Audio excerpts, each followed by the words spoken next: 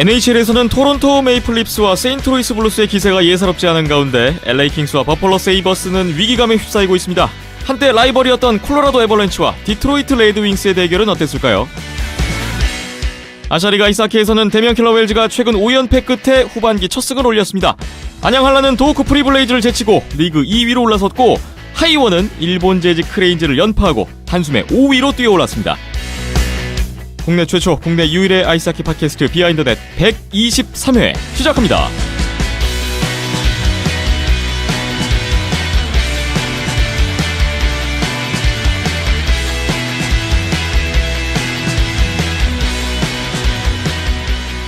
비하인드넷 오늘 123회입니다. 안녕하세요. 김태범이고요. 박힘찬 PD, 이현섭 기자도 오늘 나오셨습니다. 안녕하세요. 안녕하세요. 안녕하세요. 오늘은 11월 23일 목요일에 녹음을 진행하고 있습니다. 123회 11월 23일, 이런 숫자 박힘찬 PD는 별로 좋아하지 않습니다만 그냥 눈에 띄네요. 오늘이 수능 시험 날이에요. 일주일 연기된 진짜 수능 시험 날인데, 수능 한파인가요? 갑자기 추워졌네요. 네, 지난주 수능일에도 추웠고 일주일 연기됐는데 또 네. 따라왔네요, 한파가. 아까 나오다가 깜짝 놀랐습니다. 이번 주말에 눈도 온다고 예보가 있던데 또 여러분들 대비를 하셔야겠네요. 123회 출발을 해보겠습니다. 댓글 먼저 볼 텐데, 페이스북에 남은킴님이 좀 약간 위기감이 여기서부터 나오네요. 남은킴님 댓글 보겠습니다. PD님, 기자님, 저는 지금 다리가 후들거리고 호흡이 불규칙한 상황입니다. 대체 LA 킹스에 무슨 일이 일어나고 있는 건가요? 이번 주에 2번이나 직관을 했는데 충격이 크시다면서 하나하나 짚어주셨네요. 홈 4연패, 지구 라이벌에게 승점 4점짜리 계속 내주고 평균 득점, 심각하네요. 이전에 좋았던 부분도 지금 사라져버려서 멘붕이시래요. LA 킹스 현지 로컬 팟캐스트를 하나 들으시는데 무서운 분석 중 하나가 단순히 감독 교체 약발이 끝난 것이라고 하는데, 그렇다면 정말 대재앙이 닥쳐오는 걸까요? 하셨습니다. LA 킹스가 요새 어떻게 되고 있는 건가요? 이 정도로 다리가 후들리시고 호흡이 불규칙하면 저는 죽었을지도 모르겠어요. 오타와도 지금 만만치 않아요? 예. 근데 사실 이건 좀 예견이 됐었죠. 뭐 처음에 사실 LA 킹스가 그렇게 잘 나갈 건덕지가 올해 없었던 팀이었거든요. 그런데 올해 상당히 좋은 모습을 초반에 보였습니다. 그런데 감독 교체 약발이 끝났다, 이 말에 좀 동의를 할 수 있는 부분이 뭐냐면, 존 스티븐스 감독은 옛날에 NHL 감독을 해봤던 사람이에요. 그렇기 때문에 어느 정도의 시스템이라든지 이제 그런 분석 같은 게 예전에 감독을 해봤기 때문에 조금 더 쉽게 들어맞을 수는 있습니다. 그렇기 때문에 그런 식으로 들어맞기 시작했으면은 좀 지는 것이 어떻게 보면 좀 당연하다고 하면은 이제 좋았던 분위기가 떨어지면서 이제 평균을 회귀를 하는 거죠. 이제 그런 식으로 생각을 해보시면 될 것 같고요. 지금 LA 같은 경우에는 분위기가 상당히 좋지가 않은 건 사실이네요. 오늘도 지금 아까 위니펙한테 지고 있었던 걸로 기억을 하는데, 위니펙이 최근 기세가 좋기 때문에 이 경기도 쉽지가 않거든요. 예. 근데 확실히 제 개인적인 생각은 좀 제프 카터 선수의 공백을 메울래야 메울 수가 없다라고 좀 결론을 드리고 싶습니다. 아직은 디비전 선두를 지키고는 있는데, 별 차이가 없고 사실상 베이거스가 1위라고 봐도 이상하지가 않은 상황이긴 하죠. 예. 남은킴님, 일단 좀 몸을 추스리셨으면 좋겠습니다. 근데 이제 4분의 1밖에 안 지났거든요. 그렇기 때문에 아직까지 너무 낙담은 안 하셔도 됩니다. 너무 걱정 안 하셔도 될 것 같습니다. 댓글 감사하고요. 팟빵 댓글로 넘어가 보겠습니다. 피노 14님이신가요? 이렇게 읽어야 되는가 모르겠네요. 일산에 사는 애청자입니다. 몇 달 전부터 매주 방송을 잘 듣고 계신데, 화요일부터 언제 업데이트되나 기다리다 보니 어느덧 금요일, 이번 주는 쉬어가시나 봅니다. 제가 지난주에 말씀드렸잖아요. 이거 화요일에 기다리고 계신 분 혹시 있으시려나 했는데, 이제는 매주 예고를 해드려야 될 것 같아요. 네. 이제 업데이트가 될 거다. 저희가 지난주에 종합선수권 대회 끝나고 녹음을 하는 바람에 금요일에 진행을 했어요. 네이버만 들으시는 분들은 아마 월요일이나 돼서야 들으셨을 거예요. 토요일에 바로 뭐 팟빵이나 다른 데는 업데이트가 됐는데 쉬어가진 않았고 조금 늦어졌습니다. 네. 양해를 다시 한번 구하고요. 목요일 진행하고 있고요. 네. 다음 주는 수요일에 미리 예고드리겠습니다. 다음 주는 유한철배 대학부 대회가 끝나는 다음 날. 네. 29일인가요? 화요일 날 유한철배가 마지막 날이 있어서 수요일 날 진행하겠습니다. 네, 수요일 진행하면 아마 수요일 밤 이후로 목요일 오전 중에 업데이트가 될 것 같습니다. 국내 최초 국내 유일 아이스하키 방송 응원합니다. 작은 성이지만 응원해드립니다 하시면서 121회에다가 10,000원을 후원해 주셨습니다. 감사합니다. 작은 성이가 아닌 것 같은데요. 너무나 큰 성이죠. 네. 감사합니다. 크론발드님 댓글 있습니다. NHL에 관심 갖게 된 게 10년 정도 된 것 같습니다. 처음에 NHL 볼 때 마리안 호사 선수가 바이저 차고 있어서 저 선수 멋있다라고 생각했는데 요즘에는 안 차는 선수들 보기 힘들 정도로 다 바이저 차고 뛰고 있다고. 몇 년도에 룰이 생겨서 그 이후에 드래프트된 선수들 의무로 착용한다는 것 같은데 정확한 룰이 있는 건가요? 라는 질문이시네요. 제가 알기로는 2013년에 이제 무조건 바이저를 차야 된다는 이제 이런 느낌의 규정에 이제 선수협이랑 NHL이 저 합의를 한 걸로 알고 있습니다. 그런데 사실 지금 봐도 이제 바이저를 안 찬 선수들은 가끔 있어요. 그래도 이제 뭐 선수 안전이라든지 뭐 점점 이제 이런 식으로 부상을 당하는 선수들, 예전에 지금 기억나는 게 가장 최근에 당했던 것 중에 제일 큰, 가장 최근도 아니고 좀 6년 전이네요. 예전에 크리스 프롱거 선수가 이제 수비수 선수인데 이 선수도 이제 바이저를 안 차기로 상당히 유명한 선수였습니다. 근데 이 선수가 그 스랩샷 휘두른 스틱에 얼굴을 맞는 바람에 그 뒤로부터 왼쪽 이제 눈 시력 부과 상당히 극심한 뇌진탕이 동반되면서 사실상 선수 경력이 끝난 바가 있는 아주 큰 부상을 당한 기억이 있거든요. 이렇기 때문에 선수들이 이제 개인의 안전도 생각을 하는 이런 관점에서는 무조건 사실 바이저를 하는 게 맞고, 실제로 이제 바이저를 착용하는 선수의 비중도 해가 갈수록 이제 상당히 늘어난 것으로 저는 알고 있습니다. 네. 안전을 위해서, 부상 방지를 위해서 바이저는 필수라고 보면 될 것 같네요. 그리고 또 하나 댓글을 주셨는데 우리나라 국대 어센틱 유니폼 팔고 있다고. 이번 올림픽 때 입는 유니폼은 아니고 그 전까지 입던 유니폼입니다 하시면서 링크를 걸어주셨어요. 네, 이번 지난 세계 선수권 때까지 입었던 유니폼이죠. 뭐 지지난주 유로 챌린지까지 입었겠네요. 10만 원 이상 되네요. 네. 지금 보니까. 올림픽 유니폼하고 비교하면 좀 어떠세요? 디자인. 도찐개찐이다. 개인 취향이 다 다르겠지만 거기서 거기 뭐 이런 느낌이죠. 그렇군요. SY더맨님 댓글 보겠습니다. 크레인즈와의 2연전 모두 직관했습니다. 수입하지 못해서 아쉬움이 크다는 거는 안양알라 팬이시니까 안양 직관하셨죠? 황현우 선수가 최선을 다했고 발전하는 모습을 보이고 있지만 아직 달튼의 클래스에는 못 미치는 건 분명한 것 같습니다. 이 두 줄은 저도 절대적으로 좀 공감이 되네요. 이따가 아시아리그 코너 때 더 공감하는 말씀을 드리도록 하고요. 화수 이글스와 2연전 달튼 복귀할지도 모른다고 하셨는데 복귀했습니다. 달튼 선수와 잠깐 대화를 나누셨대요. 지난 주말에 몸 상태가 80%가량 되는 것 같다고 하더군요. 빠른 복귀를 원하셨고 이벤트 당첨돼서 김기성 선수와 빙판에서 사진을 찍으셨는데 먼저 말 걸어주시고 친절하시더군요. 김기성 선수에 대한 또 좋은 인상을 받으셨네요. 122회 또 5,000원을 후원해 주셨습니다. 감사합니다. 고맙습니다. 다음 폴 피핀과 실버버그님. 이게 뭘까요? 매주 저희에게 감동을 선사하는 폴 피핀과 실버버그님이 야 이번에 또 색다른 댓글을 주셨어요. 저희가 선물 드렸잖아요. 지난번에 선물 잘 받았습니다. 인증샷 올립니다 하시면서 2장을 첨부해서 올려주셨는데 야, 이 사진은 지금 이거는 몬트리올 알로에츠님도 보셨으면 좋겠습니다. 네. 네, 선물 직접 주신 분이니까. 그렇죠. 이렇게 전방에 전달이 오셔서 되었고 한번 봐주세요. 예. NOIM 누가 봐도 이건 NOIM 팬인 거를 네, 다 알 수 있겠죠. NOIM 네. 덕스 저지를 입으셨고 거기에 저희가 드렸던 캔 파울러 사인 카드에다가 5주년 기념퍼까지. 네. 얼굴을 다 공개는 안 하셨네요. 선글라스를 착용하셨어요. 멋있게 나왔죠 사진이. 네. 예. 대단합니다. 감사합니다. 댓글을 또 역시 빼놓지 않고 주셨어요. 평창 올림픽 롱패딩이 요즘 난리죠. 참 신기하시다고. 첫째 딸이 롱패딩을 원해서 처음에 나왔을 때 망설이다 안 샀는데 지금은 못 구하는 사태가 벌어졌다고. 중요한 얘기 나오죠. 뒤에 평창 올림픽 아이스하키도 매진 사례가 이어지고 패딩만큼 인기가 많아졌으면 합니다. 이런 바람을 주셨고요. NHL 말씀 주셨는데 애리조나가 완전 어렵다.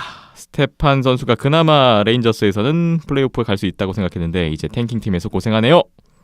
그리고 좋아하시는 공격수 5명이 모두 팀을 옮겼다고 하시면서 열거해 주셨는데 유명한 선수 꽤 많네요. 나름 괜찮은 활약을 하고 있다. 실프 베르베리 선수에 대한 그래도 만족감이 있네요. 11월 21일, 22일 하이원이 이틀 연속 크레인즈를 잡았네요. 직관 또 하셨어요. 제대로 직관하셨는데 이번엔 하이원 2연승하는 거. 김혁 선수 여친이랑 가는 거 마주치면서 경기 잘 봤다고 인사했는데 여친 완전 미인이시더라고요. 와이프죠? 네. 여친 아니고 결혼했어요. 네, 결혼 신혼입니다. 신혼. 네. 김혁 선수 하키도 잘하고 잘생기고 여친도 예쁘고 모든 것이 부럽습니다. 플레이오프에 진출하기 위한 마지막 안간힘을 쏟고 있네요. 하셨어요. 하이원 5위로 올라왔는데 남은 경기 잘 되었으면 하는군요. 축하드립니다. 라고 SY 더맨님께서 덕담을 해주셨고요. 기대가 되는 게 연말에 안녕하려고 하이원하고 붙잖아요. 네. 이 두 분을 모실까 봐요. 한라팬, 네. 하이원 팬. 예, 현장에서 모셔서 같이 네. 보시게끔 하시는 건 어떨까 싶습니다. 네. 볼피핑과 실버버그님이 하이원 라이트한 팬으로서 플레이오프 한번 올라갔으면 하네요. 새벽에 댓글 다시고 대단하시네요. 안녕하라도 화이팅입니다. 네, 지금은 하셨어요. 되게 훈훈하죠. 폴피핑과 실버버거님 저희가 그 하이원 골수 팬이 아니냐 이렇게 말씀드렸더니 최근에 골수는 아니라고 거듭 강조를 하고 네, 계세요. 적당히 선을 그은. 네. 네. 댓글 감사드립니다. 네이버 댓글 보겠습니다. 이갈링님 오랜만에 댓글 주셨네요. 플로리다 팬서스 팬이신 이갈링님. 몇 달째 항상 듣기만 하다가 오랜만에 댓글 남기게 되네요. 변명을 살짝 해주셨는데 저는 이제 이번 주가 지나면 유부남이 되는 몸이다 보니 축하드립니다. 결혼을 하시는군요. 하셨겠네요. 정신 예. 일주일 지났으니까. 그렇죠. 축하드립니다. 다시 한번 축하드립니다. 이래저래 정신 없었는데 더 정신 없게 되는 건 아니겠죠? 글쎄요. 경험자의 말씀이었습니다. 글쎄요. 네. 아니 저의 여기 유부남 분들도 많이 청취자분들 계시잖아요. 그죠. 다들 아실 겁니다. 네. 늦었지만 5주년 축하드립니다. 인사 주셨습니다. 고맙습니다. 결혼 다시 한번 축하드리고요. 바이킹님 댓글 보겠습니다. 월요일 방송이면 또 늦었네요. 캐나다 팀 보기에 대단히 보니까 미국 연고팀은 상대적으로 관심이 줄어듭니다. 제츠가 무섭게 치고 오네요. 제츠가 요새 대단하죠.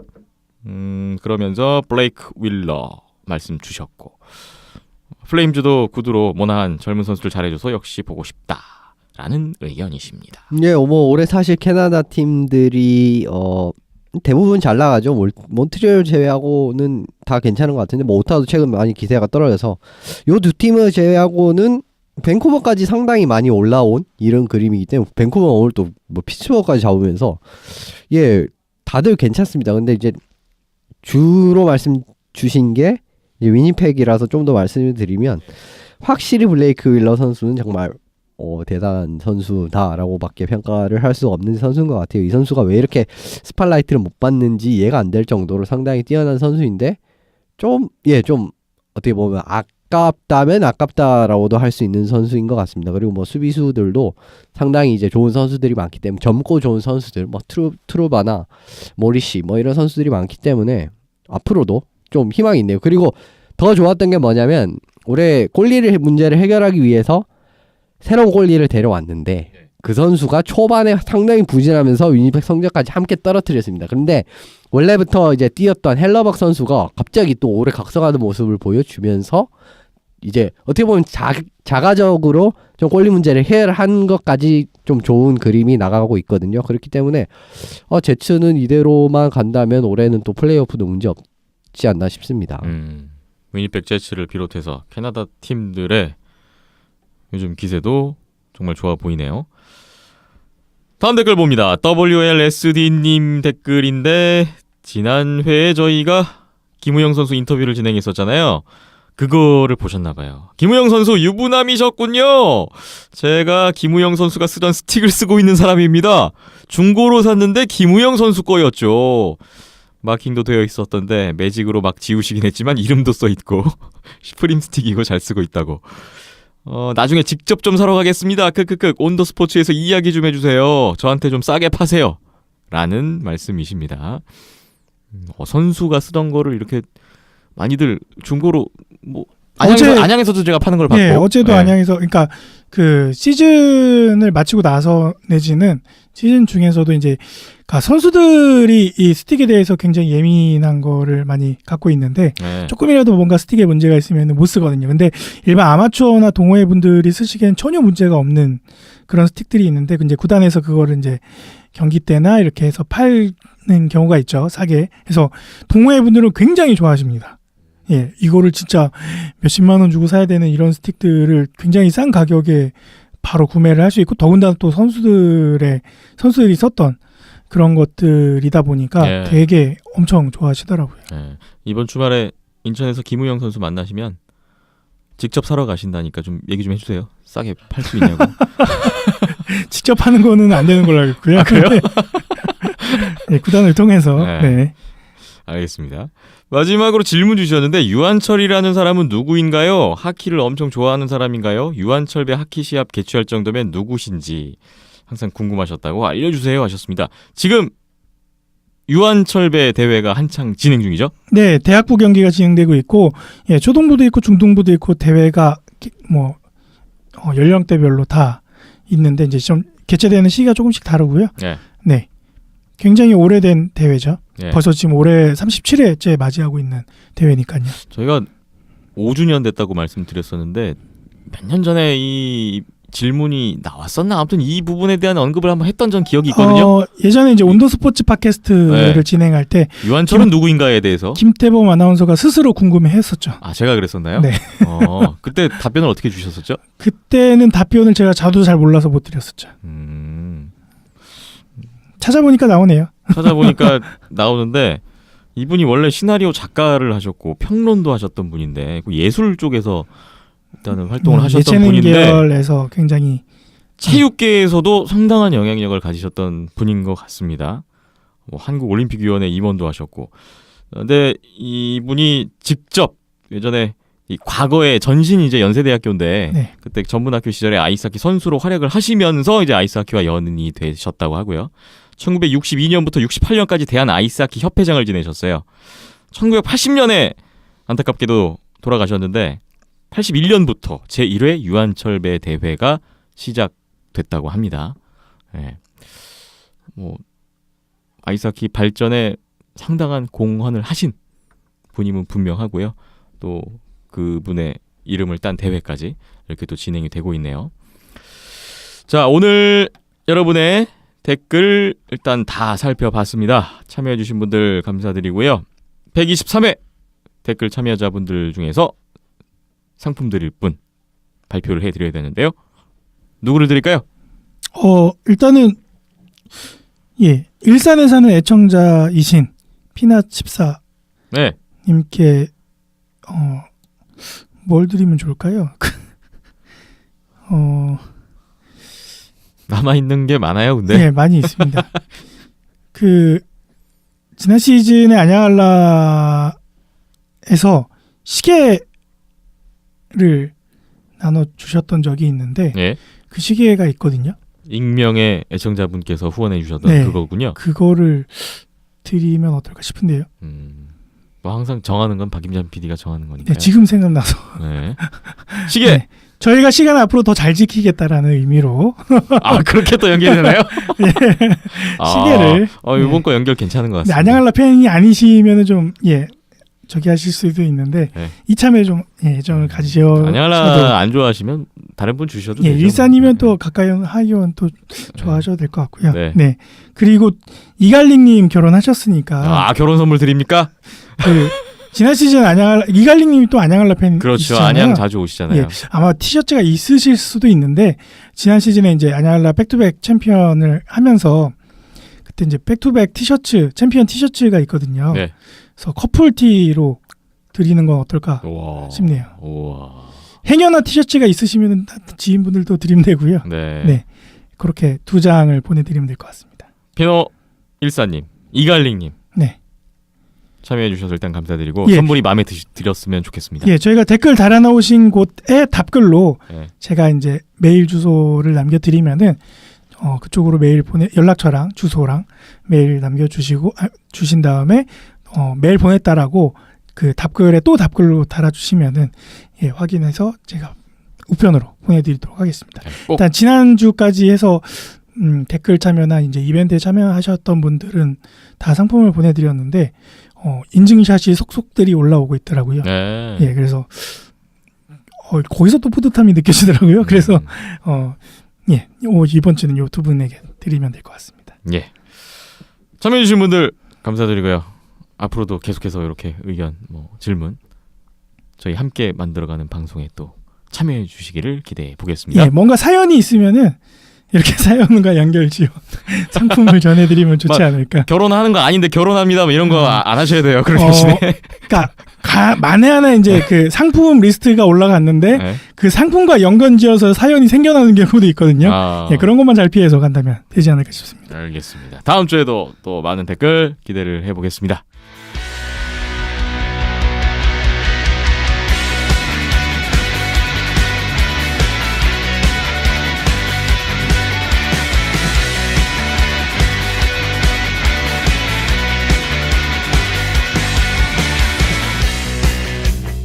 비하인드넷 124회 본격적인 얘기로 들어가 보겠습니다. 이현섭 기자와 함께하는 시간이 될 텐데요. 오늘 주요 뉴스 몇 가지 준비를 해주셨고 경기 리뷰가 한 3주 만인가요? 네, 오랜만에 또 등장을 하게 되네요. 먼저 오늘 첫 번째 소식 어떤 내용인가요? 예, 다니스 자리포프 선수 징계에 관련된 뉴스를 제가 한번 또 들고 와봤습니다. 예. 최근 아이스하키 뉴스 같은 걸 많이 보신 분은 알겠지만 러시아가 이제 도핑 문제 이런 부분에서 좀 여러 가지 이야기가 나오시는 걸 많이 보셨을 거예요. 그런데 저희가 이제 예전에도 말씀을 드렸지만 이 다니스 자리포프 선수가 2년 징계를 받았다라는 걸 소식을 전해드리지 않았습니까? 도핑 문제였죠? 예, 그런데 이 선수가 도핑 항소에 성공을 해서 징계 기간이 6개월로 줄어들었어요. 4분의 1로 줄었네요. 예. 오. 그래서 그 결과 11월 23일을 기점으로 오늘입니다. 그렇습니다. 다시 IIHF 산하 리그에도 뛸 수 있게 되었습니다. 네. IIHF는 이제 자리포프 선수가 이전에 도핑 이력이 없었다는 점, 그리고 의도적이지 않게 오염된 이제 약물을 복용했다는 점, 이런 부분을 감안해서 6개월 징계로 단축한다라고 발표를 했고요. 예. 23일부로 징계가 철회될 것이고 이미 팀은 사실상 결정이 됐다고 합니다. 자리포프 선수는 선수 생활의 전성기를 보냈던 KHL의 아크바르스 카잔 팀으로 합류를 한다고 해요. 예. 근데 지금 아크바르스 카잔이 KHL 동부지구에 소속이 되어 있는데 1위예요. 63점으로 승점 63점으로 1위입니다. 그런데 이 1위 싸움이 사실상 지금 너무 치열한 상황이거든요. 아방가르드 옴스크가 60점, 넵테이미크가 61점, 바리스가 58점, 아포모빌리스트까지 55점이기 때문에 정말 1위 싸움이 치열해요. 여기는 서부랑은 완전히 지금 다른 그림이 나오고 있습니다. 네.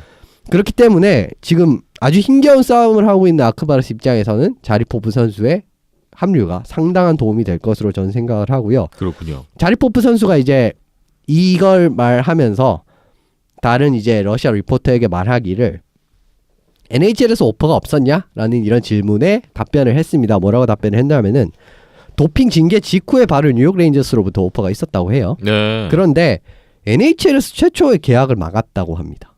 이제 처음에 그쪽에 계약이 진행되는 걸 막았고 그 이후에 NHL이 결국은 허가를 했다고 해요. 이제 레인저스가 영입을 해도 돼 이렇게 이야기했을 때는 레인저스는 이제 영입 의사가 없다고 발표를 한 거죠. 그러니까 버스가 떠난 이후에 리그가 승인을 했다는 겁니다. 그 네. 이야기를 했고요.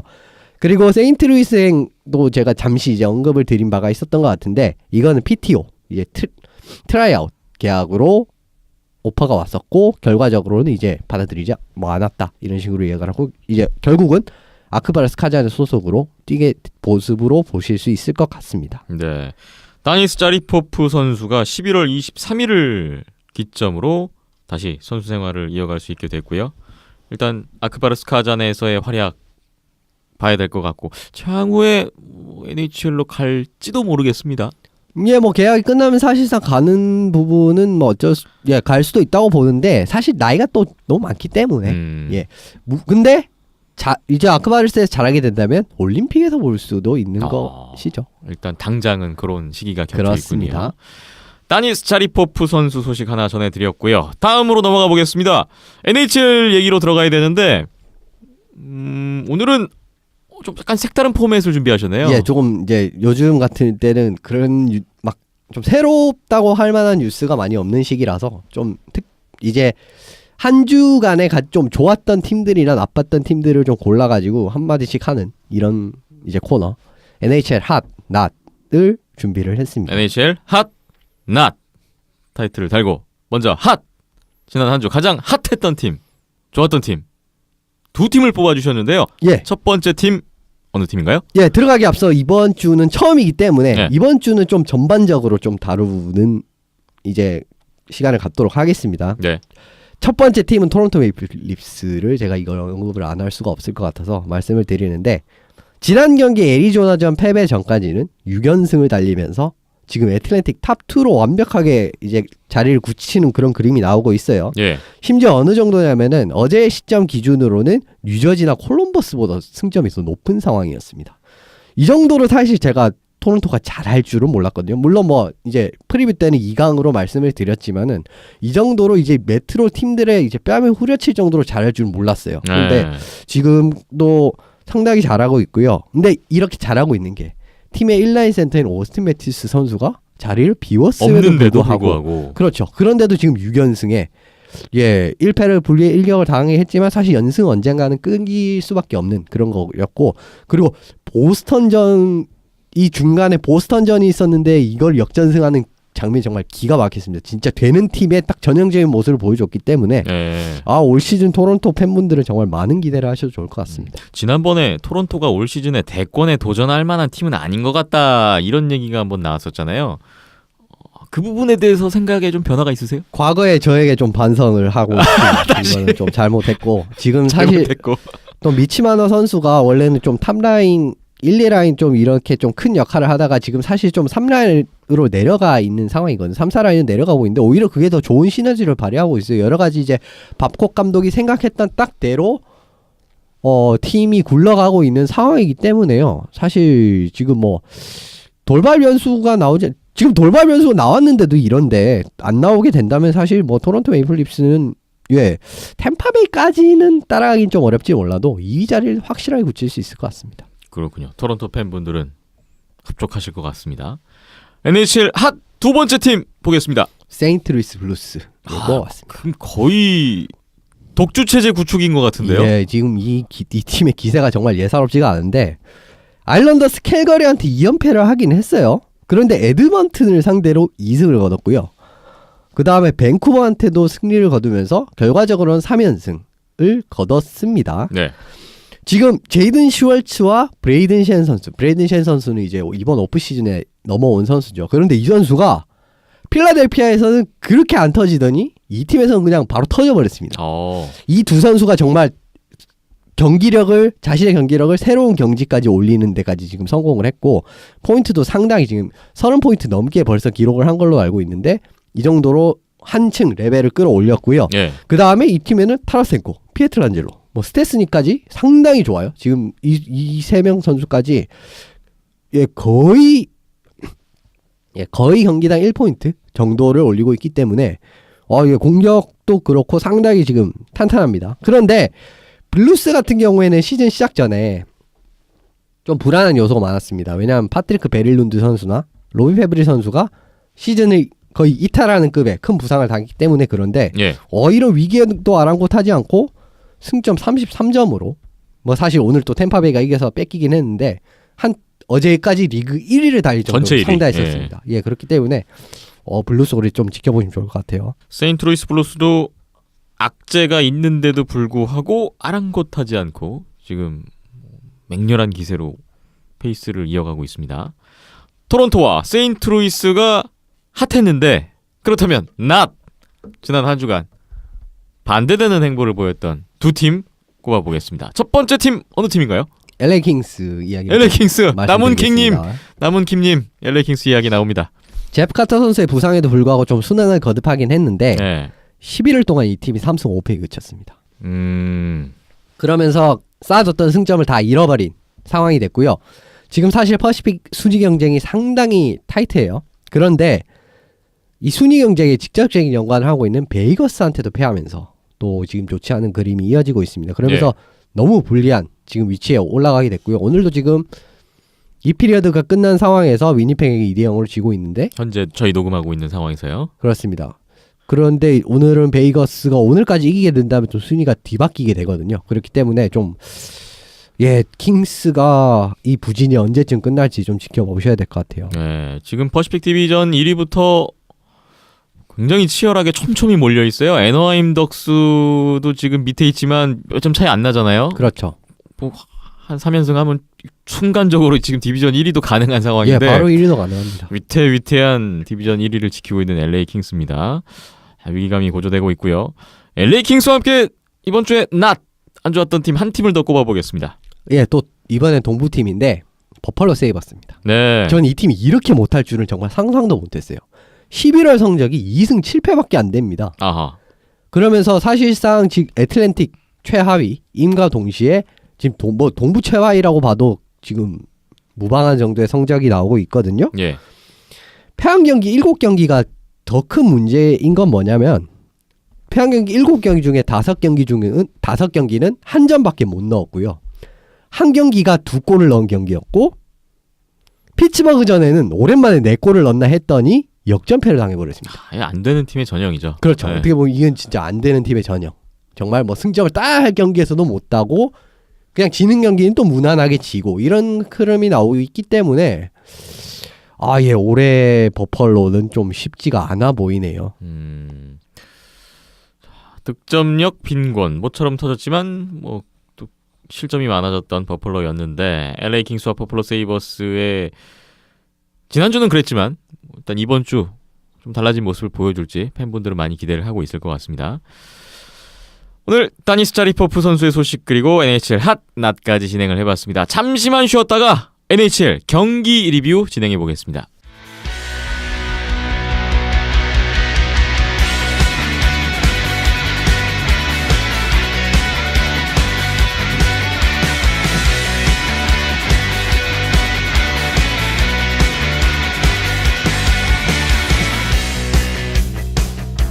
NHL 경기 리뷰 보겠습니다. 오늘 준비하신 경기는 콜로라도 애벌렌치와 디트로이트 레드윙스의 경기네요. 11월 19일에 있었던 양 팀의 맞대결입니다. 90년대 후반 2000년대 초반 상당한 라이벌을 리를 형성했던 두 팀이 만났습니다. 예. 그런데 최근 분위기가 이 두 팀이 사뭇 다르면서도 유사해가지고 좀 재밌는 매치업이 아닐까 해서 선정을 해봤습니다. 다르면서도 유사하다. 최근 분위기 어떤가 보겠습니다. 먼저 디트로이트 레드윙스부터 볼까요? 결과적으로 최근 분위기에서 말씀을 드리면 두 팀 다 잘 나가고 있다는 걸 좀 주목을 드리고 싶어요. 디트로이트는 사실 제가 최하위로 예상을 하긴 했지만 이 팀도 좀 제 예상에 많이 벗어나고 있는 팀이죠. 현재까지 그렇습니다. 그렇습니다. 세대 교체가 좀처럼 되지도 않고 유망주조차 부진에 빠지면서 좀 위험하던 디트로이트였는데 올 시즌 마이크 그린 선수가 예전에 전성기급의 활약을 보여주면서 많이 이 수비진의 부담을 덜어줬고요. 또 데일리 선수의 영입도 좋았다고 생각을 합니다. 덩달아 젊은 선수였던 딜런 라킨, 안토니 만타, 그 다음에 에서너 시우와 같은 유망주 선수들도 올해 같은 경우에 상당히 좋은 모습을 보여주면서 지금 그렇게 상위권은 아니지만 그래도 플레이오프까지는 충분히 노려볼 수 있을 만한 위치에 디트로이트가 올라 있습니다. 지난 시즌에 이어서 올 시즌도 어려울 것이다 라는 예상을 받고 출발했던 디트로이트인데 현재까지는 기대 이상의 시즌을 보내고 있습니다. 이에 맞서는 콜로라도 애벌렌치의 상황은 어땠나요? 얼마 전에 삼각 트레이드 말씀드렸던 선수들 중에 이제 블라디슬라프 카메예프 선수가 첫 경기에서 좀 큰 부상을 당해버렸습니다. 팔이 부러지는 중상을 당하면서 좀 좋지 않은데? 라고 생각을 했지만 샘 지라드 선수 또 새롭게 받아온 즉시전력감 선수 2명 중에 1명이었죠. 근데 이 선수가 즉시전력으로 거의 한 22분 정도의 출장 시간을 매 경기 소화하고 있을 정도로 팀을 옮기자마자 핵심 자원으로 거듭이 났습니다. 결과적으로 이 트레이드는 상당히 이 선수 덕분에라도 상당히 잘했다고 말씀드릴 수도 있을 것 같고요. 물론 스웨덴에서 펼쳐졌던 스웨덴 스톡홀름 시리즈에서는 2패를 하고 내슈빌에게도 지긴 했지만요. 연장패가 한 경기 그 중에는 끼어 있었고요. 그리고 워싱턴을 아주 대파하면서 2승 3패긴 하지만 2승 1패 1승 3패군요. 1승 3패긴 하지만 그렇게 나쁘다라고 보기는 좀 힘든 상황이었습니다. 그리고 전반적으로 초반부터 아주 잘 나갔고 그리고 포인트도 지금 디트로이트와 마찬가지로 플레이오프는 노릴 수 있을 정도의 지금 포인트를 벌고 있거든요. 그렇기 때문에 두 팀 다 괜찮은 초반을 보내고 있습니다. 디트로이트와 콜로라도 사뭇 다르면서도 비슷한 상황을 먼저 살펴봤고요. 경기 안으로 깊숙하게 들어가 보겠습니다. 경기 결과는 짜릿한 역전 승부가 나왔습니다. 콜로라도의 승리네요. 예, 콜로라도가 3대1이라는 점수차를 뒤엎고 3피리어드 끝에 동점, 그리고 네이선 맥키너 선수가 또다시 역전골, 결승골까지 선사를 하면서 4대3으로 디트로이트를 연장에서 잡을 수 있었습니다. 두 골차 열세를 극복하고 결국 연장에서 역전 승리를 가져갔던 콜로라도 애벌렌치였습니다. 경기 안에 분석으로 넘어가 보겠습니다. 경기 보시면서 또 이현숙 기자님의 눈길을 끌었던 부분들이 있을 것 같은데 한 팀씩 포인트를 잡아주셨네요. 디트로이트 쪽의 포인트는 뭐가 있었을까요? 유동적인 라인의 변화가 상당히 눈에 띄었어요. 사실 이 경기에서 디트로이트 전반적인 모두에게 뭐 점수를 매기자면 그렇게 높게 매기줄 수는 없는 경기였어요. 상대적으로 많이 부진한 경기였는데 좀 디트로이트가 팀 같아 지고 있습니다. 뭐랄까 그 형태가 딱 갖춰지고 있어요. 보시면은 올해 같은 경우에는 닐센, 햄, 글렌데닝이라는 상당히 좋은 체킹 라인을 가동을 하고 상대방의 탑라인 나왔을 때는 이 라인으로 막으면서 이제 응수하는 이런 식으로 경기 운영을 합니다. 그리고 라인별로 2명 정도의 선수는 고정이 되는데 나머지 한 자리는 계속 바꿔주면서 상황에 따라 유동적으로 시프트를 가져가요. 예를 들면 뭐 세트르베리 선수와 니키스트 선수는 항상 같이 나오는데 그 옆에 윙어가 뭐 앱델케이더 선수가 나올 때도 있고 다른 선수가 매치될 때도 있고 이런 식으로 계속 바꿔주고 그 다음에 다른 밑에 라인은 뭐 에서너시우와 만타 선수, 이 선수 뭐 젊은 선수들 말씀드렸죠 아까. 이 두 선수는 고정인데 또 뭐 여기 앱델케이더 선수가 들어가든지 아니면 여기 라킨 선수가 들어가든지 이런 식으로 상당히 라인을 유동적으로 바꿔줍니다. 이제 이런 부분이 경기 내에서 상당히 긍정적으로 나타났어요. 그렇기 때문에 좋았던 점이라고 말씀드릴 수 있을 것 같아요. 라인의 변화가 효율적으로 일어나면서 팀 운영이 유기적으로 잘 돌아가고 있다. 이런 인상을 받으신 것 같아요.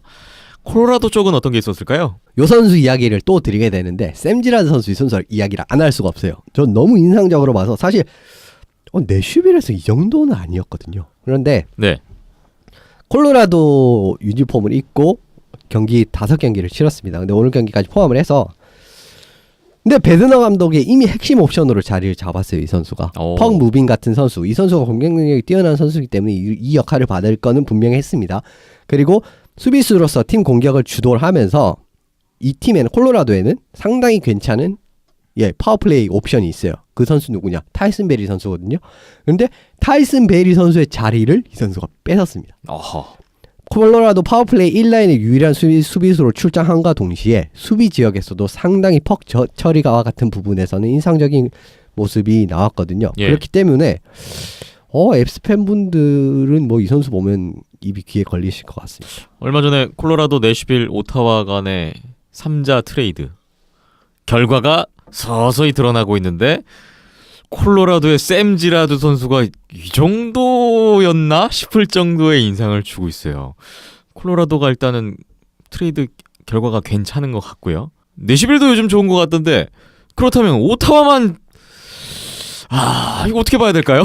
네, 뭐 그때도 말씀드렸지만 저는 이렇게까지 지불을 하면서 듀시에는 받아야 되나? 라는 의견을 살짝 내비친 바 있는데 지금까지는 딱 그 결과대로 나오고 있습니다. 오타와가 사람처럼 내려가고 있는 요즘에 그 순위표네요. 사실 당장의 결과를 봐야 할 팀은 내슈빌과 오타와 이미 분명했거든요. 그런데 당장의 결과를 내슈빌은 보고 있는데 오타는 전혀 보지 못하고 있어요. 근데 뭐 여기까지만 이야기하겠습니다. 오타와 팬이신 이현숙 기자님 속이 탑니다 요새.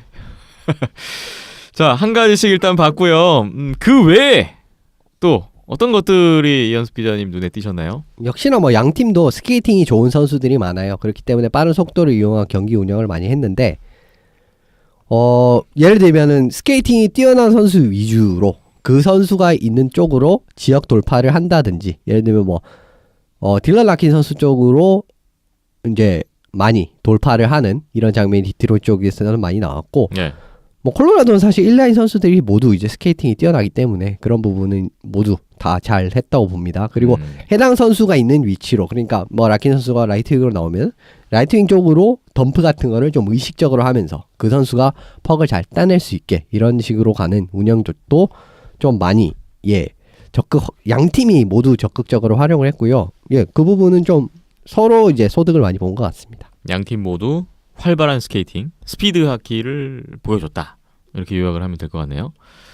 콜로라도와 디트로이트의 경기 오늘 리뷰하고 있는데요. 이 경기의 결정적인 장면, 승부처를 꼽아보겠습니다. 3피리어드 MT넷 이후에 나왔던 애벌렌치의 동점골 장면을 말씀드리고 싶습니다. 연장으로 몰고 갔었던 그 골입니다.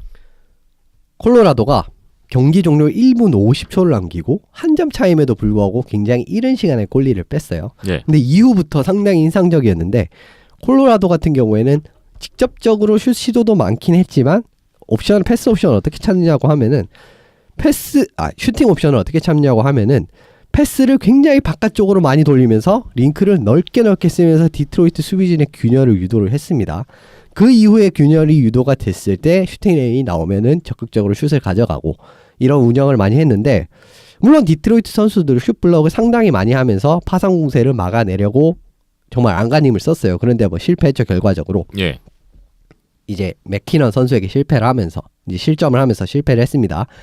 그런데 여기 왜 이게 인상적이냐고 말씀을 드리냐면, 이게 6대5 상황이잖아요. 6대5 상황에서는 생각보다 공간을 활용하기가 쉽지가 않습니다. 그렇게 많이 생각보다 공간이 나지 않아요. 그리고 NHL은 링크 규격이 더 좁죠. 그렇기 때문에 더더욱 그런 감이 있는데, 그런 점을 생각해 본다면 이런 패싱으로 애벌렌치가 공간을 만드는 이런 능력 자체는 상당히 인상적인 경기 운영이라고 할 수 있을 것 같습니다. 6대5 상황에서 그렇게 골이 많이 안 나잖아요, 실제로. 그런데도 불구하고 동점골을 만들었던 콜로라도가 결국 연장 역전골까지 이어졌던. 저는 그런 거의 순간이었어요. 파워플레이 하는 줄 알았습니다. 그 정도로 패스가 유기적이었기 때문에 상당히 인상적이었어요. 그렇군요. 이 경기의 MVP 누군가요? 맥키넌 선수를 뽑을까 했는데 지란 선수도 칭찬을 많이 했고, 맥키넌 선수도 사실 동점골 역전골을 넣으면서 승리에 크게 기여를 했지만 저는 에릭 존슨 선수를 뽑았습니다. 에릭 존슨 선수가 MVP가 된 이유가 궁금한데요.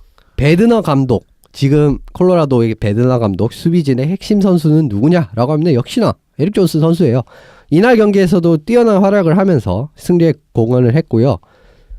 올 시즌 평균 27분 가까이를 소화하고 있습니다. 어마어마한 출장 시간을 소화하고 있는데, 이 경기에서도 한 골, 한 개 어시스트를 이제 하면서 팀의 4골 중에 2골에 관여를 하는 좋은 모습을 보였습니다. 그리고 이 경기에 이 선수가 30분 48초를 뛰었어요.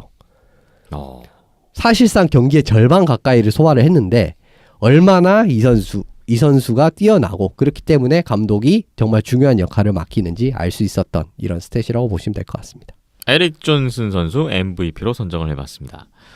콜로라도와 디트로이트의 11월 19일 경기 리뷰 이 정도로 마무리를 해보겠습니다.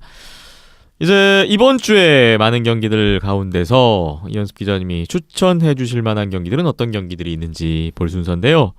이번 매치업 어떤 게 있을까요?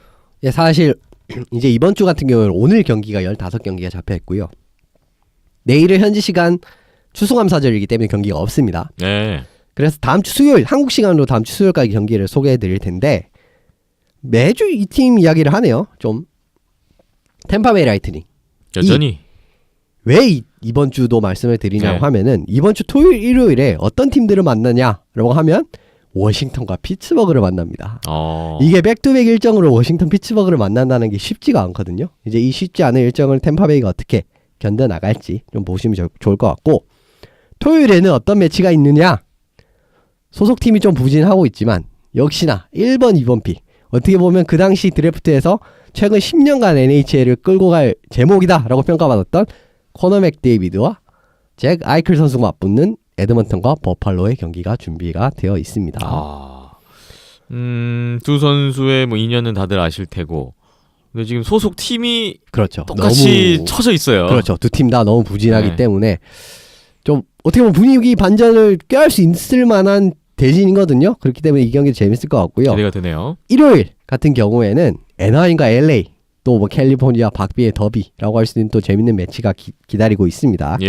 화요일도 또 재밌는 경기가 있는데, 이제 펜실베니아 라이벌리라고 불리는 필라델피아와 피츠버그 경기. 이게 제가 알기로는 이 경기가 올 시즌 첫 이 배틀 오브 펜실베이니아 두 팀의 첫 대결입니다. 그렇게 되면 어떤 팀이 좀 기세를 잡고 가느냐 보시면 재밌을 것 같고요.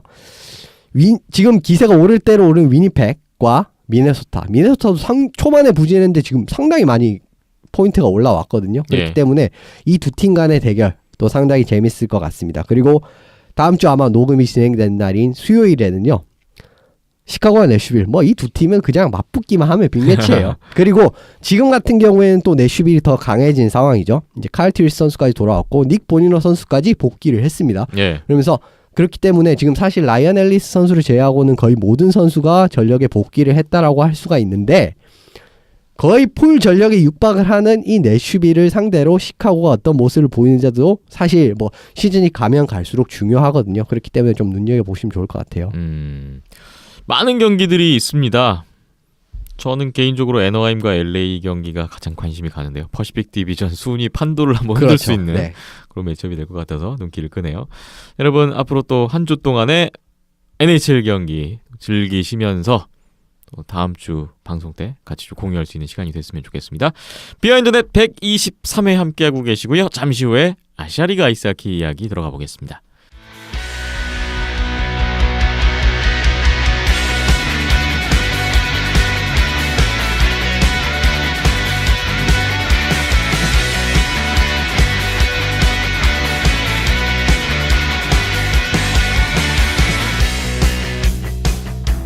아시아리그 아이스하키 2017-2018 올 시즌이 막바지를 향해 가고 있습니다. 각 팀별로 몇 경기 남지 않았는데 지금 순위표가 상당히 요동치고 있어요. 상위권, 하위권 할 것 없이 지금 8팀이 대단한 순위 싸움을 벌이고 있는데요. 12일간의 휴식기를 마치고 리그 일정이 재개됐던 지난 한 주였습니다. 아시아리그 아이스하키 이야기로 들어가기 앞서서 오늘 이 순서를 함께할 특별한 분을 저희가 모셨습니다. 소개를 해드려야 될 것 같은데 이분이 이제는 직접 출연까지 바로 섭외가 또 됐군요. 바로 지난주 저희 온더스포츠에서 대명 킬러 웰저 오지 이글스 2연전 중계를 담당했던 김기훈 캐스터가 비하인더넷에 직접 나오셨습니다. 어서 오십시오. 네, 안녕하십니까, 김기훈입니다. 반갑습니다.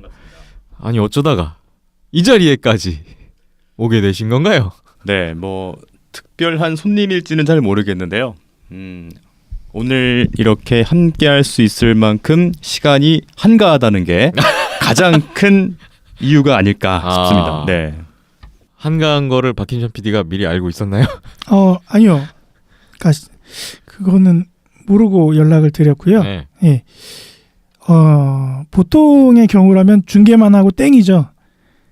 네. 근데 저희는 1+1 사후 AS까지 다 해야 될 것 같아서 네. 그래서 행여나 그때 실수했던 부분이나 아차 싶었던 부분 이런 것들 다 바로 잡아야 되지 않겠습니까? 네. 그런 의미에서 그리고 이렇게 한 분이라도 더 아이스하키에 발을 붙여놓게끔 해야 나중에 또 여러 가지 일들이 있을 때 다양한 또 콘텐츠에서 또 만나뵐 수 있을 것 같아서 그런 차원에서 모시게 됐습니다. 사실 저는 김기훈 캐스터를 전부터 알고 지냈던 사이고 제가 참 좋아하고 인정하고 아끼는 동생 캐스터라서 부탁을 드렸었던 거잖아요. 주말에 중계를. 네. 그랬는데 이런 훈훈한 자리까지 생기게 될 줄은 미처 생각 못했는데 박김찬 PD가 굉장히 마음에 들었나 보죠? 그걸 떠나서요. 앞서 말씀드렸잖아요. 사후 AS가 필요하다고. 네. 그러니까 아이스하키라는 종목이 굉장히 아직까지는 우리나라에서 그렇게 잘 알려지거나 좀 익숙하거나 이런 종목이 아니다 보니까 중계에 있어서도 많은 스포츠 캐스터 분들께서 어려워하시는 종목 중에 또 하나잖아요. 속도를 따라가거나 아니면 선수들 챙기는 거거나 등등등. 그런 부분에 있어서 많이 어려워하시는데 한두 번 접해보고 어렵다고 끝나고 이런 게 좀 아쉬워서 이왕이면 좀 더 좀 그 매력에 같이 빠지면 어떨까라는 희망사항에 모시게 된 게 크고요. 네. 일단 접해보고 그래도 별론데 싶으면 이제 그때 가서 땡 쳐도 상관없고요. 네. 일단은 좀 더 맛을 보는 게 좋지 않을까 그런 생각이었습니다. 직접 얘기를 들어볼까요? 어땠나요? 네, 뭐 일단은 박힘찬 PD님 말씀을 들으니까 하드 트레이닝의 시작이구나 라는 그런 느낌이 오고요.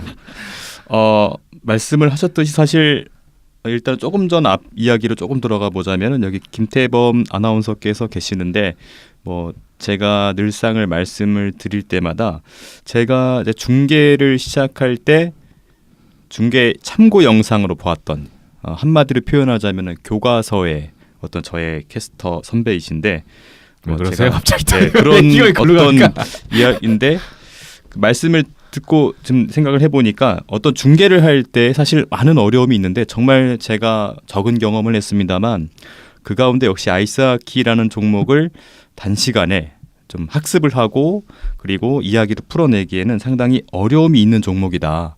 그런데도 상당히 매력이 있고 빠른 스피드 그리고 그 차가운 빙판이 느껴지는 열정들이 참 좋았던. 그래서 이런 계기를 통해서 저도 함께 이런 좋은 이야기의 무대에서 함께할 수 있다면 뭐 저야 큰 영광이죠. 예. 여기까지가 이제 일반적으로 한두 번 접해봤을 때 나올 수 있을 법한 멘트들이거든요. 네. 예. 그러니까 이 멘트들이 계속 반복되다 보니까 이거밖에 없나? 이 생각이 들더라고요. 그래서 아니, 분명 더 있을 텐데. 예. 그래서 아우, 덥습니다. 그런 맛을 더 느끼게 하기 위해서 네. 예. 그런 멘트들을 깨기 위해서 예. 이런 자리들을 계속 만들어내고 많은 캐스터분들을 모시는 게 네. 좋은 것 같습니다. 방금 박희찬 PD 이야기하고 있는데 김기훈 캐스가 옷을 벗었어요. 본격적으로 한번 내가 입을 열어보겠다. 네. 학기 얘기로 들어가면 될 것 같습니다. 자, 오늘 직접 중계도 했던 경기도 포함되어 있고 같이 이야기를 나누면 또 다양한 얘기들이 또 나올 수 있지 않을까 해서 기대를 하고 있고요. 늘 제가 나오시는 분들한테 말씀드리죠. 맹활약 부탁드리면서 출발해 보겠습니다. 한 경기씩 리뷰해 볼까요? 11월 18일, 11월 19일 우리나라 인천에서 대명킬러 웨일저 오지글스의 2연전 저희가 중계를 했었는데 이 경기부터 보겠습니다. 18일 토요일 3차전부터 보겠습니다. 이날 오지글스 쿠지 슈웨이 선수 활약이 대단했죠. 선제골. 대명도 스즈키 유타 선수 파워플레이 골로 이제 바로 동점을 만들긴 했는데 다시 쿠지 슈웨이 선수의 골이 터졌고요. 해트트릭을 했어요. 나카야시키 유시 선수의 추가골까지 4대1로 오지글스가 승리를 가져갔던 경기였습니다. 일단 한 마디씩 들어볼까요? 이 경기? 예, 뭐 승부는 이미 2피리어드 연속골이 터질 때에 좀 승부가 갈린 느낌이 없잖아 있고요. 3피리어드 초반이군요. 예. 3피리어드 초반에 이제 좀 리드를 빼앗겼을 때 그거를 이제 돌이킬 수 없는 상황까지 다다랐던 것 같고 대명킬러 웨일즈가 종합선수권을 치러내면서 갖고 있었던 피로감이 이 경기에서 영향을 끼쳤다라는 게 그런 체력적인 부담의 영향보다는 좀 멘탈적인 거나 정신적인 부분에서 영향을 많이 끼쳤다라고 생각이 들었고요. 충분히 이 피리어드 자신들이 대명킬러 웨일즈가 주도권을 뺏어오고 그 안에서 또 골을 뽑아낼 수 있을 정도로 충분히 할 수 있었던 경기들이었거든요. 네. 가능한 경기들이었는데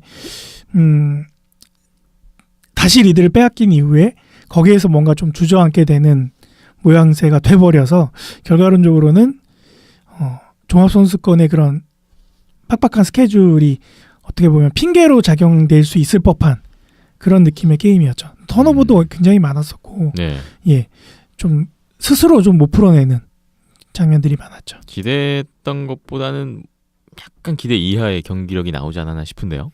예, 뭐 사실 기대 이하의 경기력이라고밖에 말씀을 드릴 수가 없고요. 그리고 부상 선수도 너무 많았죠. 뭐 주축 선수들이 대부분 부상으로 빠지고 콜델 선수까지 징계로 빠지면서 그 공백이 너무 커진 상황이었고, 그리고 사실 쿠지 슈에이 선수를 좀 못 막아도 너무 못 막은 그런 느낌이 납니다. 여기서 거의 골이 다 나왔으니까요. 예, 이 선수에게 사실 틈을 주면은 좀 너무 막기가 어려운 선수거든요. 그런 부분을 이제 사실 오지가 잘 공략을 한 거죠.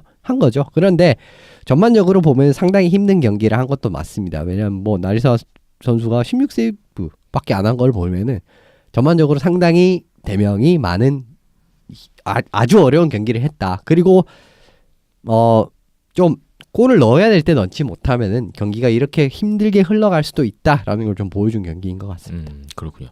김기훈 캐스터는 이 경기가 첫 중계 경기였는데 어떻게 보셨는지도 궁금하네요.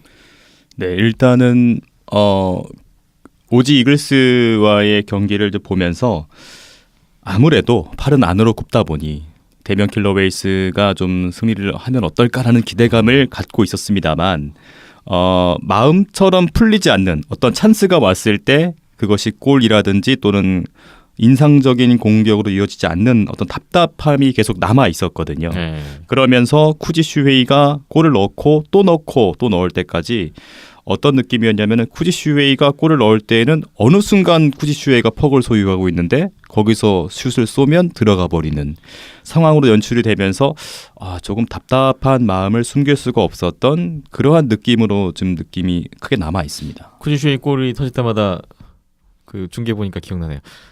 들어가는군요.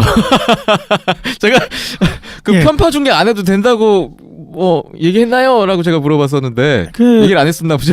예, 저도 얘기를 안 했는데 예, 팔이 안으로 굽기는 네. 굽었는데 이날 경기에서 유일하게 끝까지 희망을 잃지 않고 희망적인 요소를 발견해내기 위해서 고군분투했던 대명적으로 계속 뭔가 좋은 얘기를 예. 꺼내려는. 할수 있다. 그러니까 선수들 포함해서 코칭 스텝이나 선수들 포함해서 네. 그렇게 끝까지 3피리어드 종료 직전까지 희망적인 요소를 찾아내려고 했던 멘탈을 소유하고 계셨던 분은 김기훈 캐스터밖에 없었어요. 반면에 박김찬 PD나 이현습 기자 두 분은 굉장히 냉정하시잖아요. 예, 3피 초반에 끝났다 이랬죠. 예, 그랬는데 끝까지 희망적인 요소를 발견해내고 또 그걸 끌어내기 위해서 네. 멘트를 던졌던 것만큼 선수들도 그러한 멘탈이나 좀 정신력이 확보가 돼 있었으면 충분히 기술적이나 능력적으로나 체력적으로나 예, 핑계에 불과하지 실질적으로는 안 그렇거든요. 그냥 뛰면 뛸 수 있거든요. 네. 예. 근데 이제 그런 부분들이 좀 많이 사전에 차단이 돼버렸던 게 아쉬웠던 부분이었죠. 대명이 좀 힘을 못 쓰는 그런 경기가 됐는데 저는 아이스박스 전화가 할 때 막 사이토 타케시 막 이러면서 막 아이스박스 골에도 샤우팅하고 그랬었는데 제가 좀 엇나갔군요. 저 김상욱 선수 골 아주 기억이 납니다. 지난번 그 텐션. 5초 남겨놓고 동점골이요? 개인적으로 그런 높은 텐션 좋아하지 않습니다. 네. 알겠습니다. 자, 3차전 경기 양팀의 3차전이었고요. 쿠지 슈웨이 선수가 해트트릭 시즌 9호 골까지 단숨에 득점한 경쟁에 가세를 했어요. 대명이 와이먼 선수가 선발로 나왔다가 3피리어드 중반에 이현승 골리가 교체 출장하는 경기가 됐었고 대명이 후반기 5경기 전패 5연패에 빠졌던 양팀의 시즌 3차전이었습니다. 다음날 11월 19일 4차전이 연이어 벌어졌는데요.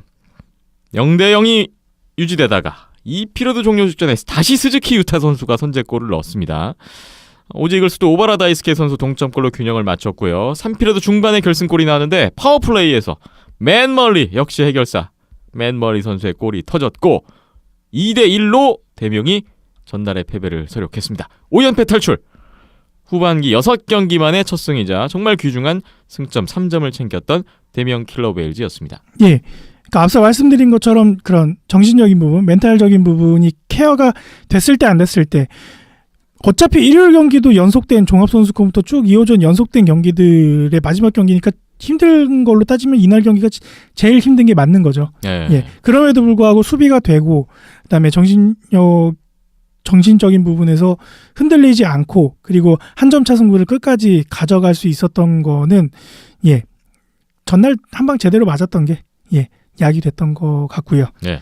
그리고 이날 타일러 하이먼의 세이브들도 좋았고 뭔가 전체적인 대면 킬러의 그런 플레이 스타일이나 움직임들이 시즌 초에 보였던 뭐 사할린이나 안양알라를 상대로 승리를 했을 때 분명 경기 내용이나 기록이나 이런 부분에 있어서는 압도적으로 밀리지만 꾸역꾸역 골을 넣고 지켜내고 승리를 쟁취하고 승점을 따내는 이러한 그림들, 시즌 초반에 나왔던 그림들이 다시 발현이 됐던, 그래서 종합선수권 결승 때에도 저희가 말씀드렸던 부분들이 시즌 초반에 대면 킬러웨이즈 모습들, 그런 꾸역꾸역 이겨내는 모습들이 나오는 것 같다라고 말씀을 드렸었는데 그거의 연장선상이었던 것 같아요. 그래서 좀 결승전 우승하고 나서 좀 해이해졌던 정신력들이 좀 케어가 되고 토요일 경기로 인해서 케어가 되고 일요일 경기에서 그게 좀 만회가 되는, 하지만 경기력 내용적인 부분에 있어서는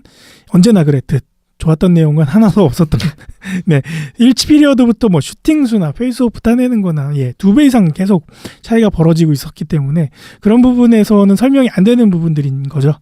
동감하는 부분인데요. 네. 데미안 킬러웰즈가 올 시즌 초반에 돌풍을 일으켰을 때의 결과가 딱 이러했습니다. 맞습니다. 슈팅수 2배 이상 뒤지고 계속 경기는 밀리는데 네. 실리는 챙긴단 말이죠. 맞습니다. 골은 결정력으로 골은 몇 번 네. 되지 않는 기회에서 골로 만들어내고 파워플레이 꼭꼭 성공시켜놓고 그리고 네. 이기고 승점을 챙기는 경기. 네. 이번 경기에 나온 것 같아요. 이번 시즌의 컨셉이라고 한다면 컨셉일 텐데 예, 다시 이렇게 발견이 됐네요. 네. 예, 이 경기 같은 경우에는 이제 중요할 때 골이 나면은 이런 식으로도 이길 수 있다라는 걸 보여줬던 경기고 오지 입장에서는 어제 대면과는 완전히 상반된 어제 대면과 비슷한 그 전날 대면과 비슷했어요. 찬스는 상당히 많았는데 그게 결과적으로 득점으로 연결되지가 않았습니다. 그런데 대면 같은 경우에는 굉장히 효율적으로 득점을 했죠. 사실 멀리가 다 만들었지만 예, 멀리 선수가 정말 뭐 친정팀의 복수 뭐가 안 좋은 거라도 있었는지 헤어질 때 예, 이 정도로 너무 예, 잘해줘가지고 이 선수가 사실 2골도 다 만들었죠. 그렇기 때문에 적은 기회를 효율적으로 잘 살린 대명이 눈여겨졌고요. 오지 같은 경우에는 이제 마지막에 이거 한라전 할 때도 말씀을 드릴 텐데 조금 라인을 바꿉니다. 조금 라인 바꾸는데 그 타이밍이 조금 늦었어요. 저는 이 부분이 좀 마음에 걸고 그걸 조금 빠르게 오히려 2피리어드부터 이런 식으로 조금 몰아쳤다면 좀 다른 결과가 나올 수도 있을 법한 경기였습니다. 그런데 그게 결국 한 박자 늦었고 결국 이제 뭐 추격을 해야 될 이제 추격이 아니라 한 골 앞서가야 될 타이밍에 좀 3피리어드 후반에 좀 끌려가는 일격을 맞아버렸죠. 네. 그러면서 좀 끌려갔던 게 결과적으로 오지에게는 좀 패배의 원인이 아니었나 싶습니다. 그렇군요. 김기훈 캐스터는 어떠셨어요?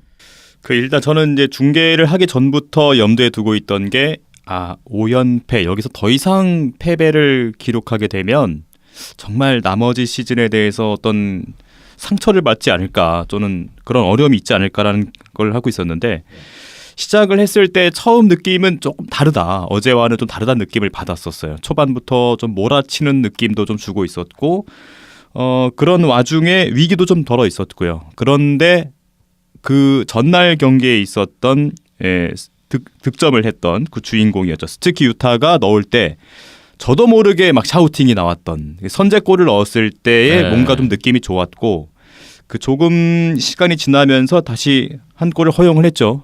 그리고 동점이 됐다가 다시 이제 득점을 하면서 이기게 됐는데 아무래도 좀 스즈키 유타의 경기력을 뭐 제가 많이 보진 못했습니다만 이때 첫 골을 넣었을 때 오늘 좀 잘 될 수 있지 않을까라는 희망감 뭐 그런 것들이 끝까지 잘 어떻게든 잘 이어져서 승리를 좀 거둔 것 같습니다. 역시 스즈키 유타, 맨멀리 이 두 선수의 활약이 있어야 데미안 킬러웰즈는 올 시즌 결과물이 나오는 것 같아요. 지난 회에 제가 오지 이글스전 데미안 킬러웰즈에 굉장히 기대를 걸었다가 3차전 1대4로 지는 거를 보고 이거 뭐 연패로 끝나는 거 아니야? 약간 조금 개인적으로 좀 불안했었습니다만 그래도 네 번째 경기에서 그래도 데미안 킬러웰즈가 이겨서 예상이 완전히 빗나가진 않았다라는 것에 저는 좀 약간 가슴을 쓸어내리는 그런 좀 결과도 있었어요.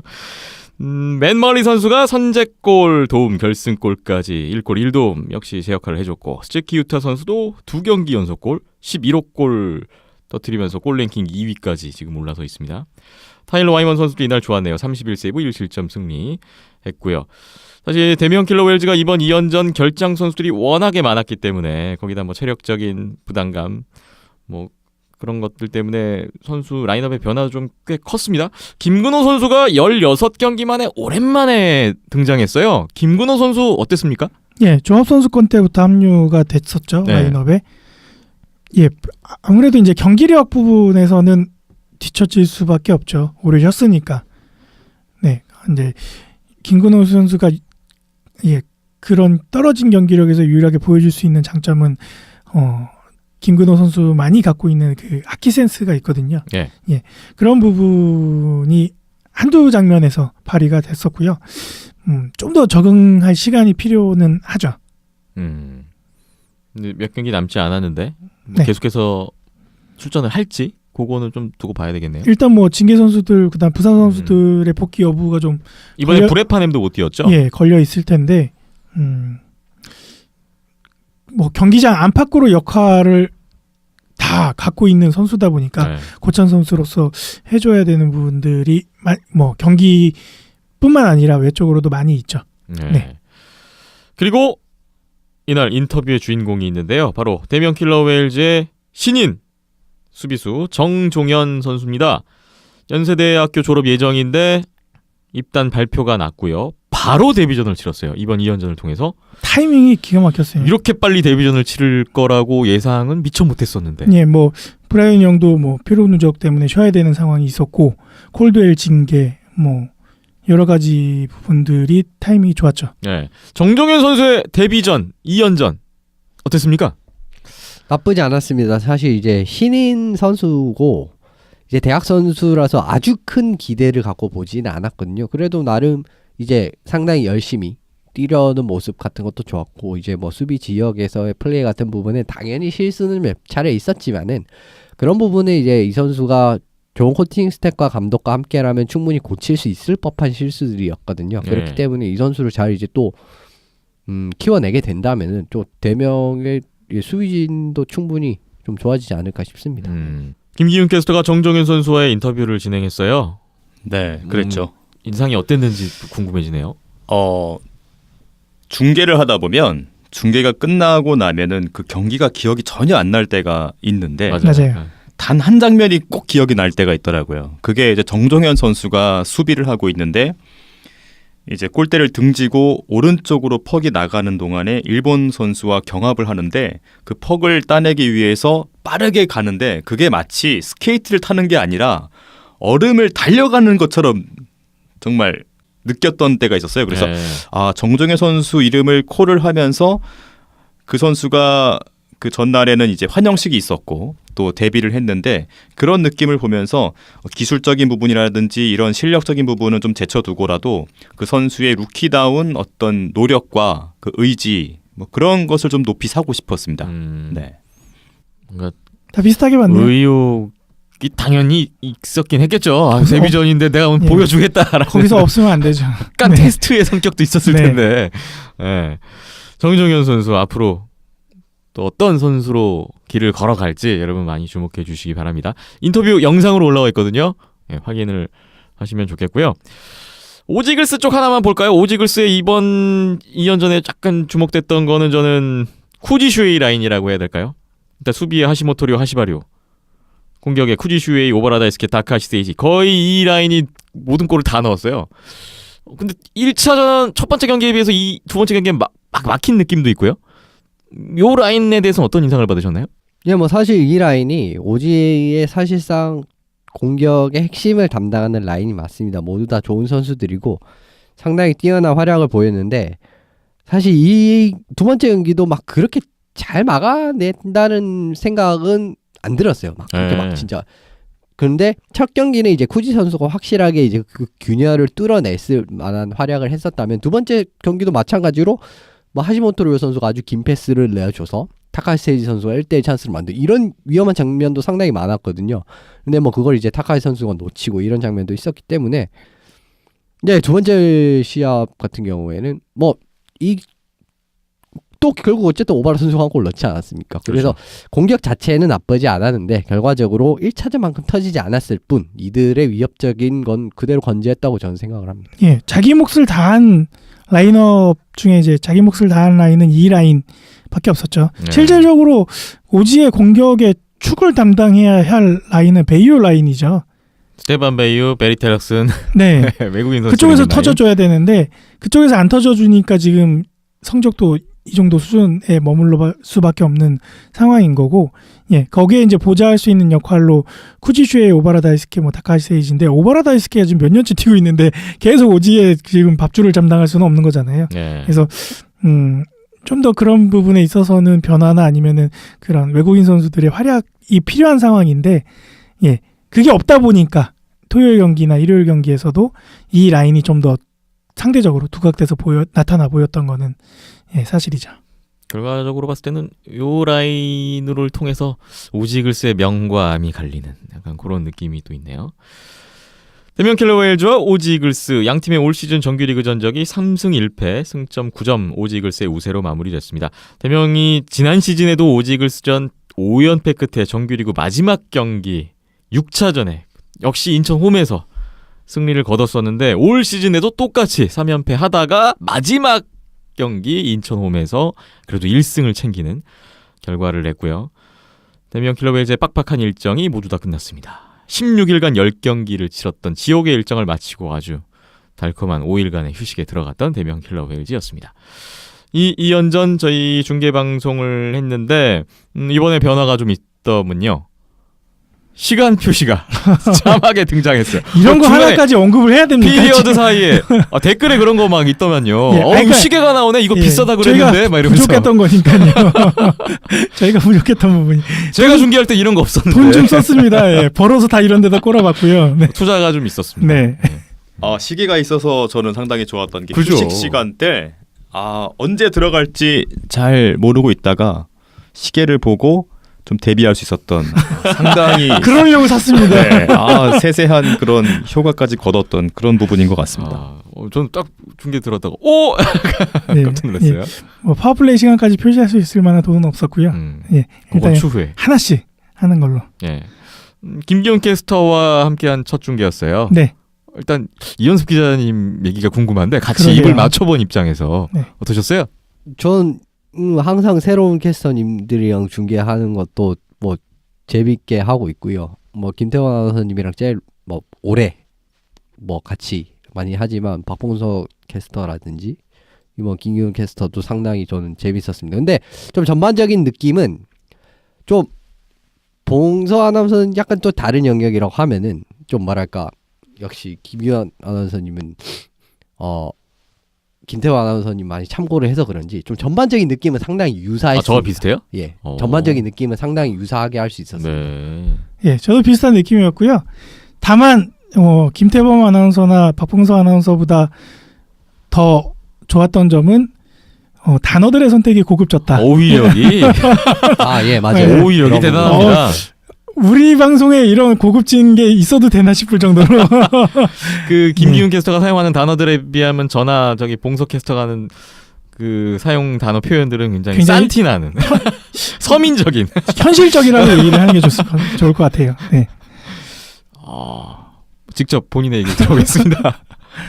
제가 지금 꿈을 꾸고 있는 듯한 느낌인데 사실 좋게 봐주셨다고 저는 생각을 하고요. 부족한 점이 많았었는데 물론 또 더 준비를 잘해서 했었으면 좋았을 텐데 뭐 변명밖에 되진 않겠지만 부족한 부분을 좀 좋게 보아주셔서 감사드리고요. 뭐 제가 느꼈던 부분은 사실 이렇게는 말씀을 드리면 좀 부담스러우실 수 있겠는데 아이스하키를 좋아하시고 또 오랫동안 함께 하셨기 때문에 많은 부분들을 알고 세세하게 알고 계시는데 그 부분을 방송을 끌어가야 하는 캐스터 입장에서 좀 그렇지 못한 부분들을 잘 할 수 있도록 옆에서 잘 도와주신 여기 박힘찬 PD님 그리고 이현섭 당시 해설위원님이셨죠, 기자님, 그리고 김태번 캐스터 아나운서도 그렇고 모두 좀 감사를 드립니다.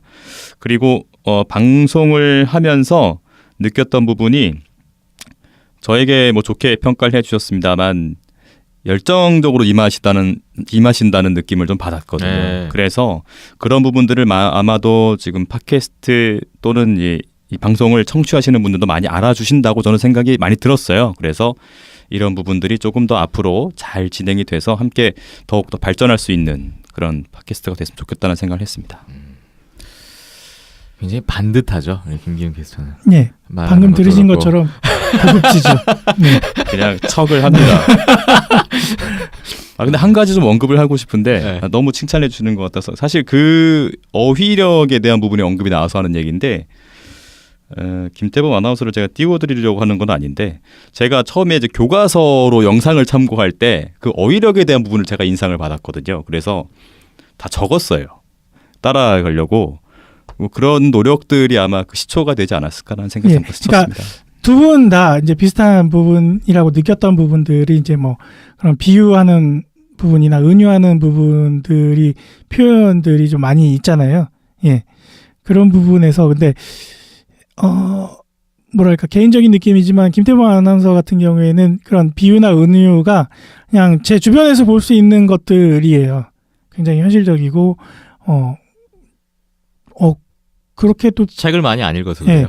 그렇게도 표현이 가능하겠구나 이런 느낌이고 김기훈 캐스터 같은 경우에는 거기에 똑같은 은유 비유인데 거기에 들어가는 단어의 재료들이 조금 더 뭔가 예, 뭔가 진짜 텔레비에 나올 것 같은 그런 단어들인 거죠. 책 속에 나올 거. 네, 그런 단어들이었던 거기에서 좀 더 고급지다라는 느낌을 받았던 거고, 예, 전반적으로는 많이 닮아 있는 형태이고, 예, 요거를 매주 또 뭐 김기훈 캐스터나 뭐 김태원 캐스터를 통해서 비슷한 스타일로 뭐 중계가 이어지는 것도 좋지만, 예, 가끔은 또 파이팅 넘치는 예, 그런 또 활력소도 필요할 것 같아서 네. 다음 주는 박봉석 캐스터가 이번 주군요. 그죠. 이번 주죠. 네, 이번 주와 온더스포츠 중계 안내 드립니다. 네, 11월 25일, 11월 26일 토요일, 일요일 역시 오후 5시 경기고요. 4시 50분부터 중계 시작됩니다. 대면 킬러 웨일즈와 일본 재즈 크레인즈의 2연전 인천 선악국제 빙상장에서 생중계로 전해드릴 텐데 이번 주 중계진 안내까지 먼저 드리면 박봉석 캐스터와 이현섭 해설위원이 출격할 예정입니다. 지난번에 오지글스 마지막 경기 클로징 때 김태범 캐스터가 돌아온다고 그랬다면서요? 예, 뭐 사실 정해놓은 건 없었는데, 네. 예, 당연히 저도 그렇게 될 줄 알았어요. 제가 그 얘기 듣고서 혹시 저희가 지난회 비하인드 넷에서 네. 김기훈 캐스터가 이번에 중계 맡는다고 많이 기대해달라고 그 멘트에 대한 답례인가? 라고 생각을 예, 했었는데 그런 거는 굳이 방송을 통하지 네. 않고 서로 각자 알아서 하셨으면 좋겠고요. 예, 답례였나요? 제가 좀 답변을 좀 드리고 싶은데 사실 그 이야기를 드리려고 온 건데 어떤 그래요? 거냐면 그때 이 방송을 듣고 답례 차원이었던 것도 일부 있고요. 그리고 이제 다음 중계 예고의 성격도 있었는데 제가 사실은 어떤 상황인지는 잘 몰랐죠. 그런데 여기서 드리고 싶은 말씀은 제가 감히 마치 이 온더스포츠의 인사권을 쥐고 있는 사람처럼 다음 캐스터의 자리를 미리 예고한 것에 대해서 또 혼란을 드린 것에 대해서 사과의 말씀을 드리고요. 그리고 박봉석 캐스터에게도 개인적으로 미안함을 공식적으로 이렇게 말씀을 드리겠습니다.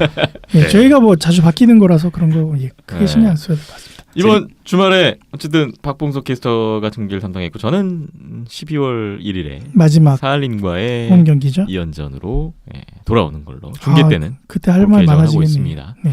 네. 다양한 중계진 좋습니다. 네. 네, 대면 킬러 웨일즈와 오지글스의 2연전 먼저 봤고요. 이 2연전에 함께했던 김기훈 캐스터와의 시간도 여기서 마무리를 해야 될 것 같습니다. 앞으로 자주 보게 될 것 같아요. 많이 기대하겠습니다. 시즌이 다 끝나가서 뭐 저희가 아직 할 게 없잖아요. 예. 준비해야죠. 예, 많은 거를 준비하겠습니다. 네. 마지막으로 인사 한 말씀 부탁드리겠습니다. 네, 네. 오늘 시간이 되게 빨리 가는 느낌이고요. 무엇보다도 이렇게 좋은 분들과 온더스포츠에서 아이스하키 중계를 했던 경험은 저에게 정말 오래 남을 기억일 것 같아요. 그냥 드리는 말씀은 아니고요. 그리고 이렇게 또 비하인더넷에 출연하게 된 것도 큰 좋은 경험이 됐고 이런 인연을 통해서 또 여러분들과도 함께 계속 오래 만날 수 있는 기회가 있었으면 좋겠고 무엇보다 이번 중계에서 혹시 좀 부족해서 어떤 실망하셨거나 제 의도치 않은 영향을 받으셨던 분들께는 혹시나 그런 게 있다면 죄송하다는 말씀을 드리고요. 사과까지. 네, 확실한 AS. 그러니까요. AS를 잘해야 되니까 계속해서 여러분께서도 이 비하인더넷과 또 온더스포츠 또 대명 경기에서 함께 많은 모습들을 기대해 주시고 또 사랑해 주셨으면 좋겠습니다. 감사합니다. 감사합니다. 오늘 출연해 주셔서 다시 한번 감사드리고 네. 또 뵙겠습니다. 네, 또 뵙겠습니다, 여러분. 감사합니다. 네, 김기훈 캐스터였고요. 비하인드넷 잠시만 쉬어가겠습니다.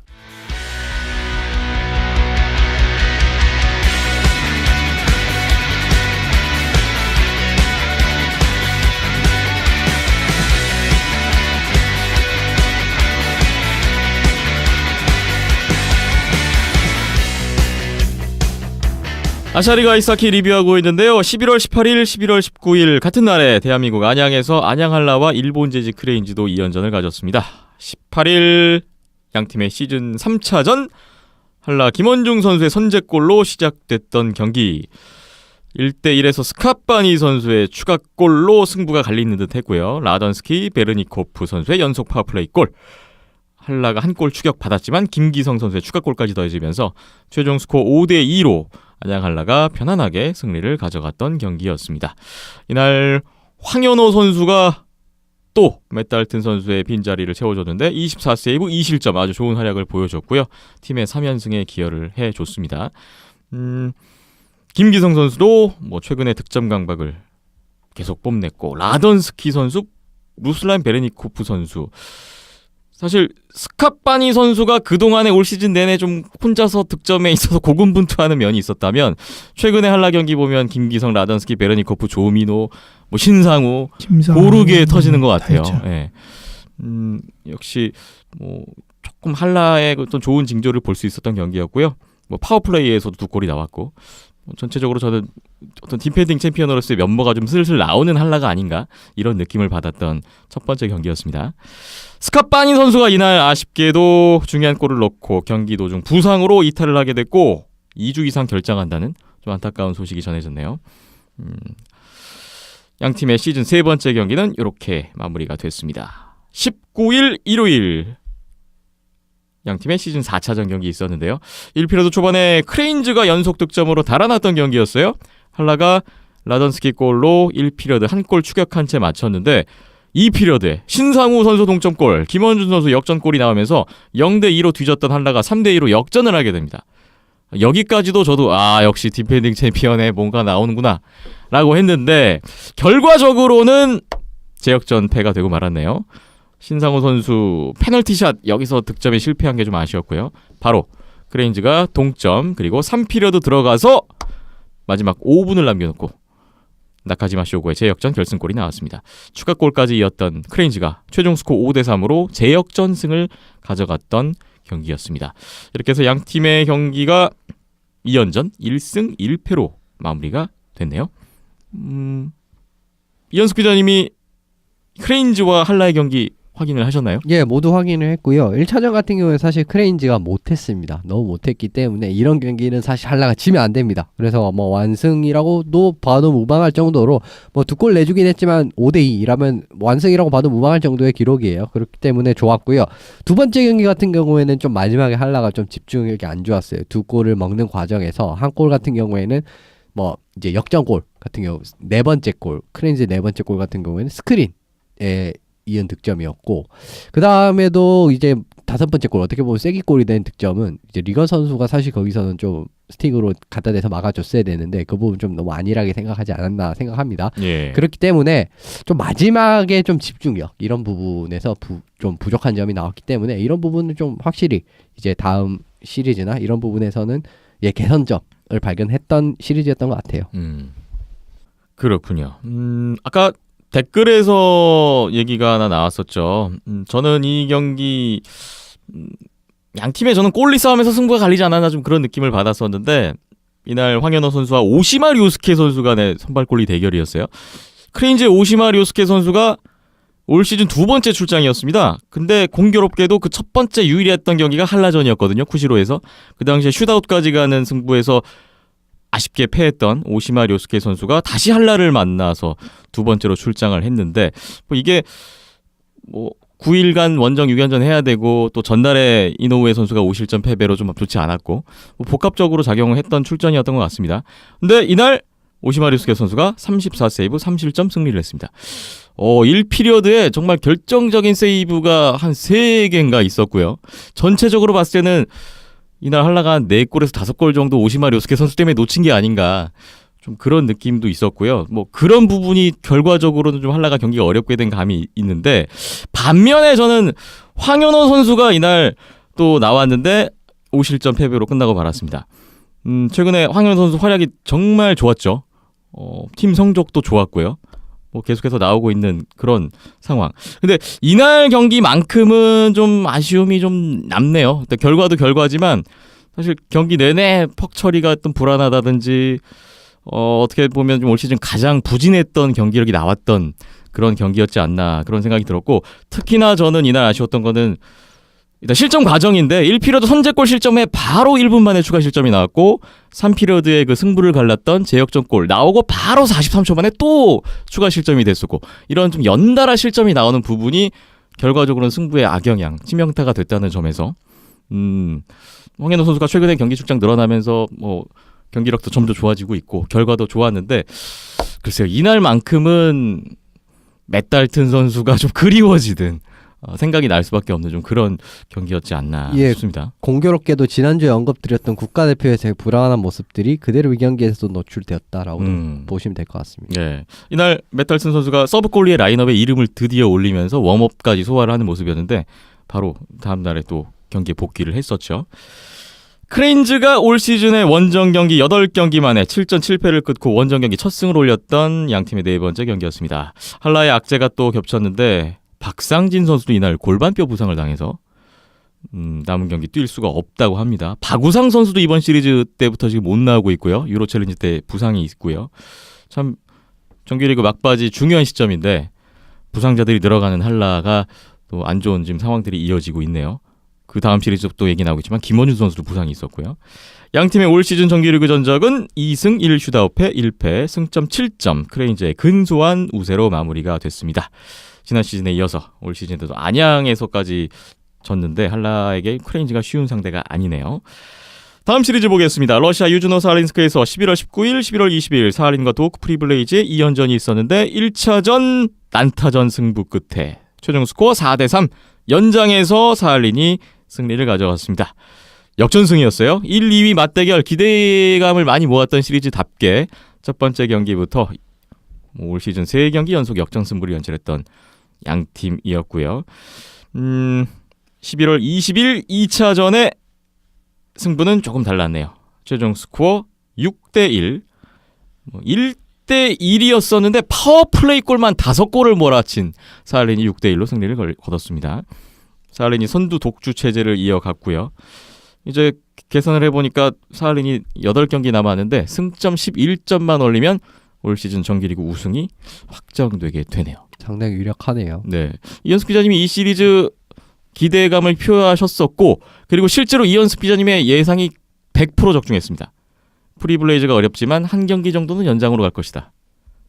요 경기 어떻게 보셨나요? 예, 저는 사실 프리블레이즈가 첫 경기를 잡을 수도 있었다라고 생각을 했습니다. 득점 부분에서도 많이 이제 응답이 있었고 그렇기 때문에 좀 잡을 수 있을 거라고 봤는데 예, 결과적으로 동점골을 먹었던 게 연장 패배로 연결이 된 것 같고요. 이런 부분은 그리고 첫 경기를 지면은 그 다음 경기는 사실 굉장히 어려울 것이라고 저는 또 생각을 했었거든요. 네. 그렇기 때문에 어떻게 보면은 예, 사할린에서 각 팀들이 상당히 고전하는 딱 그림 그대로 나온 결과라고 생각을 합니다. 예.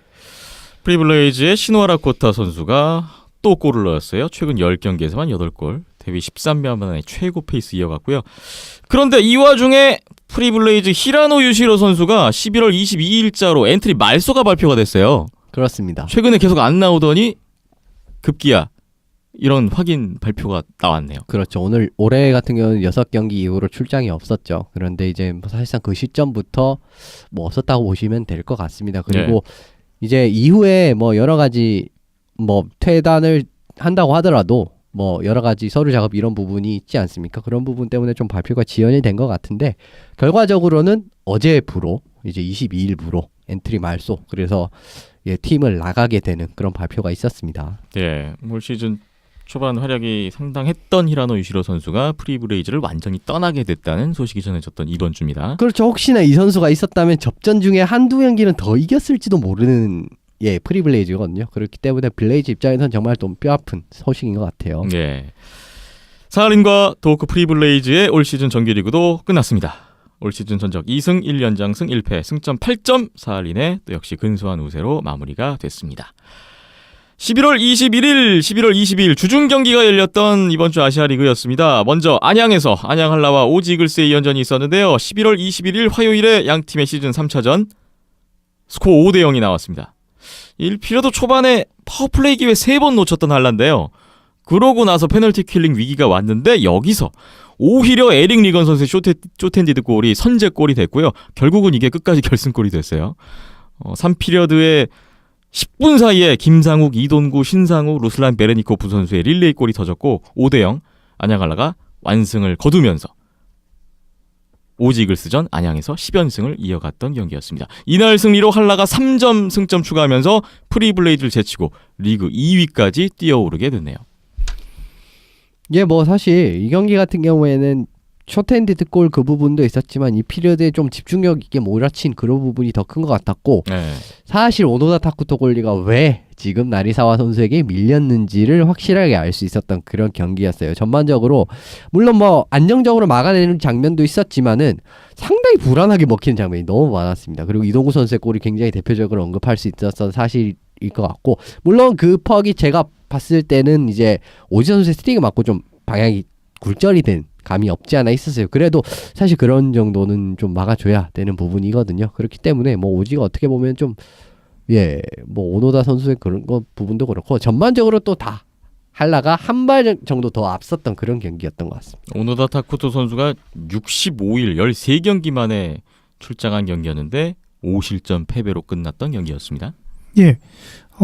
저는 신상우 선수가 좀 눈여겨 보였었고요.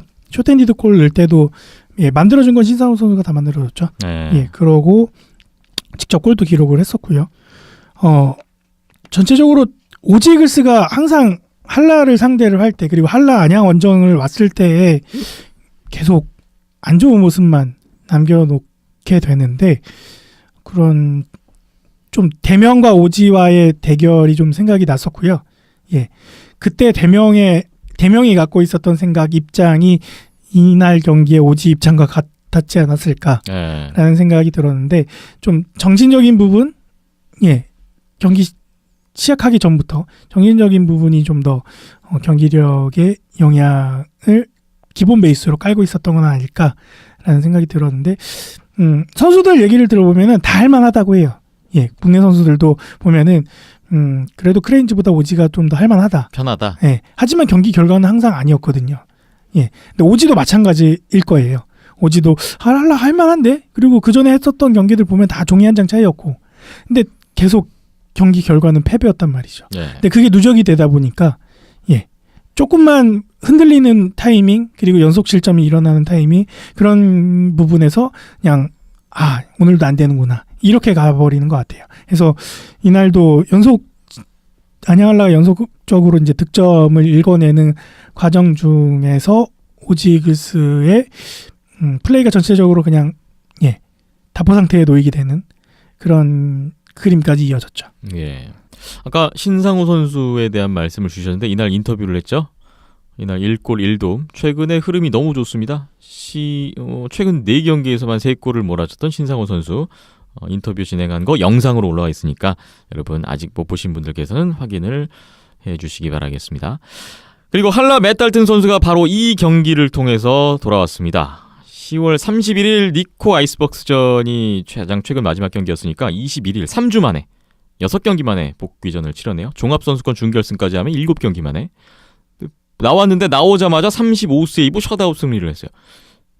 이번 2연전 뭐 종합적으로 맷달튼 선수의 컨디션은 어떻게 보셨어요? 좋았습니다. 사실 2연승의 가장 큰 원인이라고 봐도 무방할 정도로 달튼 선수는 뭐 부상을 당한 선수가 맞나? 싶을 정도로 뭐 어떻게 보면 뭐 공백 같은 것도 별로 안 느껴졌고요. 예.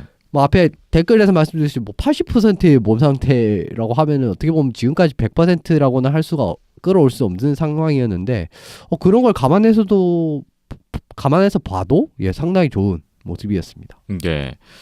11월 22일 양 팀의 정규리그 마지막 경기가 또 펼쳐졌습니다. 이날도 에릭 리건 선수가 파워플레이에서 선제골의 주인공이었고 3피리어드 초반에 문국환 선수의 추가골 그리고 또 에릭 리건 선수가 파워플레이 골 3대0 승기를 잡았던 한라였고요. 오지글스가 하가요스케 선수 한 골 추격하는 데 그치면서 최종 스코어 3대1로 안양 한라가 또 승리를 거뒀습니다. 오지글스전 안양에서 11연승 4년 연속 안양 홈에서 오지글스전 수입이라는 기록까지 거머쥐었네요. 승점 40점 돌파했고요. 선두 사할린을 이제 승점 3점 차까지 추격했던 안양 한라였습니다. 두 번째 경기는 어떻게 보셨나요? 홋카이도 팀들을 상대로 지금 9점을 땄다는 건 상당히 고무적인 결과라고 말씀을 드리고 싶고요. 전반적으로는 사실 오지도 이 경기에서 결코 나쁘진 않았습니다. 그런데 흐름이 그전 경기랑 너무 유사했어요. 에릭 리건 선수가 선제골을 넣은 다음에 그 뒤에 또 뭐 골이 연속으로 터지면서 좀 분위기를 가져오는 그런 전반적인 분위기는 거의 똑같았고요. 예. 오지 같은 경우에는 사실 이게 또 대명전이랑 또 너무 흡사했어요. 사실 두 경기가 모두 그랬는데 좀 이제 바꿔주는 타임. 이 경기에서도 좀 중간부터 라인업을 바꿨습니다. 그런데 그 라인을 아예 처음부터 가져갔으면 어땠을까라는 생각을 해요.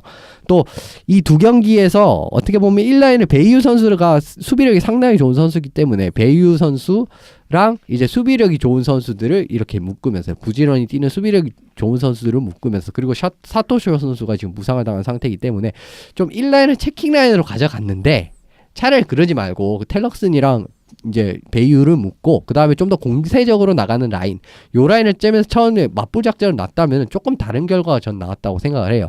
그리고 이제 3피리어드 중간부터 요렇게 바꿨습니다. 실제로 라인업을 바꿨는데 그 뒤로부터는 나쁘지 않았거든요. 그래서 처음부터 아예 이 라인업으로 가동을 했었더라면 예, 오지가 좀 더 다른 결과가 나오지 않았나 싶고 할라 입장에서 좀 어려운 경기가 되지 않았나 싶습니다. 그렇군요. 특히 이 두 번째 경기는 더 그런 감이 없지 않아 있어요. 예. 네. 뭐 저는 1피리어드 경기 시작 전부터 할라가 이기고 갔다고 봐요. 예, 전날 5대0으로 이겼던 게 이날까지도 영향을 미쳤던 것 같고 예. 실제적으로 오지가 이날 경기 전체적인 경기 내용 뭐 빌드업 과정이나 뭐 여러 가지 부분에서는 괜찮았는데 결정적으로 찬스는 없었거든요. 찬스가 딱 한 번 났는데 3피리어드 골 터졌을 때 예, 그것도 이제 안양할라의 턴오버에 이어진 그렇죠. 결과물이었죠. 예. 그 찬스 하나 외에는 뭐 전날 경기는 브레이크어웨이도 있었고 뭐 몇 가지 찬스 장면들이 만들어졌었는데 이날 경기만큼은 뭐 대명전에서 질 때도 마찬가지였지만 예, 실컷 경기 막 주도권 갖고 막 다 해놓고 찬스 못 만들어내서 골 못 뽑아내는 이런 그림이었거든요. 그래서 그런 좀 예, 지고 들어가는 예, 시작 전부터 좀 기가 죽어서 시작되는 그런 느낌이었지 않았을까. 예, 메탈튼 또 복귀를 했는데 복귀 공백이 안 느껴질 정도로 잘했고 예. 예, 뭐 에릭 리건 빵빵 뒤에서 때려주고 하니까 오지 이글스가 그런 부분에서 좀 더 밀렸던 것 같고 경기는 잘 풀어냈지만 예, 쿠지가 안 터지면 답이 없는 지금 상황의 공격력이기 때문에 계속 이렇게 이어질 것 같네요. 오지 이글스가 안양 오면 이제 좀 트라우마가 생기는 거 아닐까요? 4년 연속 수입을 당하면 참 이러고 나서 또 고향 가서 프리하고 그러면 안 되는데.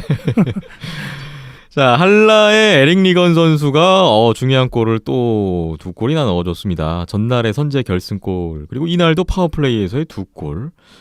그 11월 5일 대명전에서 연장 골든골 넣었었는데 그 경기 시작으로 지금 최근 5경기에서만 4골이에요. 근데 이 4골 모두 다 스페셜 라인으로 나왔을 때 터진 승부에 결정적인 영향을 끼치는 골이었다는 점. 에릭 리건 선수의 요즘 득점력이 또 눈에 띕니다. 할라도 이날 신인 선수가 데뷔를 했습니다. 역시 연세대 졸업 예정을 앞두고 있는 수비수 송형철 선수가 이날 할라 유니폼을 입고 데뷔전으로 출전을 했는데 김원준 선수가 부상으로 빠진 그 자리를 그대로 메꾸는 그런 역할을 했어요. 송영철 선수의 데뷔전은 어떤 인상을 받으셨나요?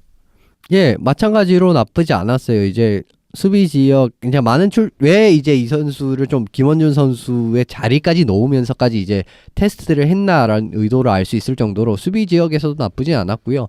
물론 뭐 마찬가지로 이제 신인이면 의뢰하는 좀 이제 약간 이런 실수 같은 부분은 있었지만 전반적으로 상당히 깔끔한 경기 운영 이런 부분이 눈에 띄었습니다. 예.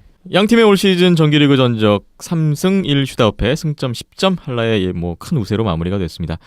할라가 참 쉼없이 달려왔는데 이제 12월 6일까지 2주간의 휴식에 들어가게 됐고요. 그리고 한 가지 또 소식은 국가대표 선수들 이번 주 일정이 정규리그 마지막 출장 경기라고요? 네, 차출이 되죠. 조기 소집이 돼서 채널 12월 원컵. 달에 이제 예. 러시아에서 모스크바에서 채널컵이 있는데 예, 그 대회를 준비하고 또 바로 이어서 또 이제 올림픽까지 있으니까 네. 예, 미리 소집이 돼서 진천에서 훈련을 하고 넘어간다고 하더라고요. 할라가 국가대표 멤버들이 참 많은데 오지 이글스와의 이번 2연전이 올 시즌 정규리그 마지막 출장 경기가 됐습니다. 오지 이글스가 참 12월 3일까지 16일간 8연전의 일정을 갖고 출발을 하고 있는데 첫 4경기 1승 3패로 부진한 기록을 떠안았습니다. 고향에서는 또 21일, 22일 하이원과 일본 지지 크레인즈의 2연전이 진행됐습니다. 21일 첫 번째 경기 하이원이 쇼텐디드 상황에서 선제골 기록을 했고 이 피리어드에 여기도 골이 많이 터졌네요. 이찬희, 박종수, 김혁, 마이크 테스트위드 선수 릴레이 골 5대0까지 달아나면서 이미 일찌감치 승부를 갈랐던 경기였습니다. 최종 스코어 5대1 크레인즈가 하이원이 승리를 거뒀어요. 이날 하이원의 첫 골 상황이 좀 특이했다면서요? 예, 약간 자책골이 나왔죠. 이토켄고 선수가 이제 파워플레이 상황이었는데 이제 자기 진영에서 퍽을 정비하고 이제 빌드업 해 나가야 되는 상황인데 앞에서 이제 이찬희 선수가 포책이 들어오니까 그거를 피하는 과정에서 이제 심판과 충돌이 생겼고 예. 거기서 다급하게 이제 퍽을 처리하려고 하다 보니까 예, 골리 맞고 자기 골대에 들어가 버리는 이런 어처구니 없는 상황이 발생이 됐죠. 이토겐고 선수와 레프리가 부딪히면서 그 상황으로 이제 골이 들어가게 된 건데 네. 근데 이게 골은 마이클 스위프트 선수의 골로 기록이 됐던데 이게 어떻게 된 걸까요? 저도 모르겠어요. 왜 그냥 스위프트를 줬는지. 스위프트 선수는 거기에 아무런 관여가 없었는데 예, 벤치에 있었는데. 이게 뭐지? 이찬희 선수 골. 그러니까 저는 처음에 이제 이찬희 선수 24번으로 기록돼 있다가 네. 예, 14번으로 기록돼 있길래 뭔가 착오가 있나 보다라고 생각을 했죠. 14번, 24번 헷갈렸나? 근데 그냥 갔더라고요. 자책골을 준 것도 뭐 없고 아니고. 예, 주장이라- 뭐 아이사키는 자책골이 없죠. 네, 주장이라서 골을 준. 글쎄요. 네. 아무튼 그래서 이게 아직까지는 아시아 리그의 수준이구나라는 거를 또 다시 한번 확인할 수가 있죠. 좀 기록적인 부분에 대한 좀 정확도나 체크가 우리나라가 많이 약한 게 현실이에요. 네. 네. 이날 스위프트, 테스트웨이드 선수 멀티 포인트 했고 김혁 선수가 시즌 9호 골. 시즌에 골 엄청 많이 넣었네요. 역시 리그 수비수 중에 최다 포인트 기록 중입니다. 박하슈아 선수도 38세이브 1실점. 이날 활약이 또 어마어마했습니다. 또 크레인즈 오시마 료스케 선수 연이어 나왔는데 이번엔 결과가 좋지 못했네요. 11월 22일 수요일에 양 팀의 정규리그 마지막 대결이 있었습니다. 이날의 히어로는 트로이 마일럼 선수였는데 파워플레이 골, 선제골 넣었고 크레인즈도 파워플레이에서 한 골을 따라왔는데 동점 상황에서 다시 트로이 마일럼 선수가 파워플레이 골로 결승골을 터뜨렸고요. 25분 동안 무실점으로 버틴 하이원이 최종 스코어 2대1로 한 골차 승리를 챙겼습니다. 이날 슈팅수도 많이 뒤졌던 경기인데 하이원이 크레인즈 상대로 정규승 2연승을 거뒀어요. 수입 오랜만에 어마어마한 보는 수입이죠. 성과입니다. 예, 엄청난 저희가 종합선수권 끝나고 결승전 뭐 하이원이 지긴 했지만 그래도 경기력이 나쁘지 않았고 오히려 아시아리그 돌입하면은 세 팀 중에서 가장 기대가 된다라고 말씀을 드렸는데 예. 그 모습이 그대로 나왔던 것 같아요. 물론 이제 뭐 수비적인 부분에서 굉장히 어려운 장면들이 많이 있었는데 바카슈어 골리가 3차전, 4차전 정말 미친 듯한 선방을 4차전에 45세이브 1실점. 예, 저 한 50세이브 나왔겠거니 했는데 45세이브 나왔네요. 진짜 미친 듯한 선방을 보여줬거든요. 이게 클래스가 있는 선수는 이 정도까지 선수 장면이 나오는구나라고 싶을 정도로 진짜 입이 다물어지지 않는 그런 경기였고 그리고 이제 뭐 공격수 수비수 할 것 없이 진짜 슈플럭이면 슈플럭 뭐 자 수비에서는 뭐 내 몸 한번 불살라 이 한 골 막아내리 이런 거였거든요. 그래서 하이원 선수들이 뭐 물론 이제 그런 수비진들의 그런 짜임새나 두터움이 떨어질 수는 있으나 그런 의욕, 의지 이런 부분에 있어서는 크레인즈를 압도할 수 있을 만한 그런 모습이었고 공격적인 부분에서도 3차전, 4차전 동일했던 장면들이 많이 나왔는데 예. 물론 1라인 뭐 마이크 테스트위드나 스위프트, 뭐 박종수 이렇게 짜여진 1라인의 스피드가 떨어지는 거 다른 라인에 비해서 떨어지는 거는 뭐 현실인데 나머지 라인에서의 그런 스피드, 그다음 패싱 이런 부분이 정말 종합선수권 때보다 더 디테일해지고 간결해졌다라고 해야 될까요? 예, 그런 부분들이 많이 눈에 띄어서 그런 부분에서 또 공격을 풀어나가는 과정에 옵션들이 많이 다양하게 생겨났던 부분이니까 그런 게 뭐 이찬희 선수의 골이라던가 뭐 박종수 선수의 골이라던가 그렇게 나타났던 것 같고 그리고 이제 뭐 파워플레이 상황에서의 확실한 옵션들 김혁 선수 아니면 트로이 마일러 뒤에서 포인트샷을 때려내거나 슬랩샷을 날려주는 부분들이 이 두 경기에서 확실하게 보여줬죠. 네. 하이원이 이번 2연전 다 잡으면서 8위에 있다가 단숨에 리그 5위까지 뛰어올랐습니다. 지금 국내 8경기만 남아있는 상황에서 시작이었는데 첫 2연전 수입 아주 좋네요. 마이클 스위프트 선수가 이날 트로이 마일럼 선수 2골에 모두 도움을 기록했는데 아시아리그 역대 두 번째로 통산 500포인트가 달성됐습니다. 앞선 경기 자책골 그 골까지 기록이 인정된 거 포함해서 500포인트 달성이 됐고요. 크레인즈가 역시 일정이 빡빡합니다. 16일간 원정 8연전 진행 중인데 역시 부진한 행보가 이어지고 있네요. 올 시즌 원정 경기에서 1승 9패에 그치고 있는 크레인즈. 남은 일정이 또 주목이 됩니다. 크레인즈 이렇게까지 한 것도 용해요. 예, 제가 시즌 초반에 크레인즈 진짜 안 좋을 거라고 예상을 했었잖아요. 네. 예, 그거에 비하면 진짜 용하다라는 게 이노우에가 이렇게까지 선방할 수 있구나. 예, 이노우에 혼자로 정말 힘들 거라고 봤었는데 거의 홈 경기에서 승점 딴 걸로 버티고 있는 것 그렇죠. 같아요. 지금 올 시즌 네. 같은 경우에는. 그래서 뭐 쿠시로 원정도 또 만만치 않은 또 원정지이기 때문에 뭐 그런 점도 작용했을 거고 네. 예. 뭐 끝까지 가봐야 알겠지만 크레인즈가 뭐 다른 일본 팀들에 비해서는 좀 안 좋은 변수들이 더 있는 상황이긴 하죠. 네. 네. 하이원과 크레인즈의 올 시즌 전적은 2승 2패 승점 6점으로 동률로 마무리됐습니다. 쿠시로에서 당했던 거 고향에서 그대로 갚았던 하이원이었네요.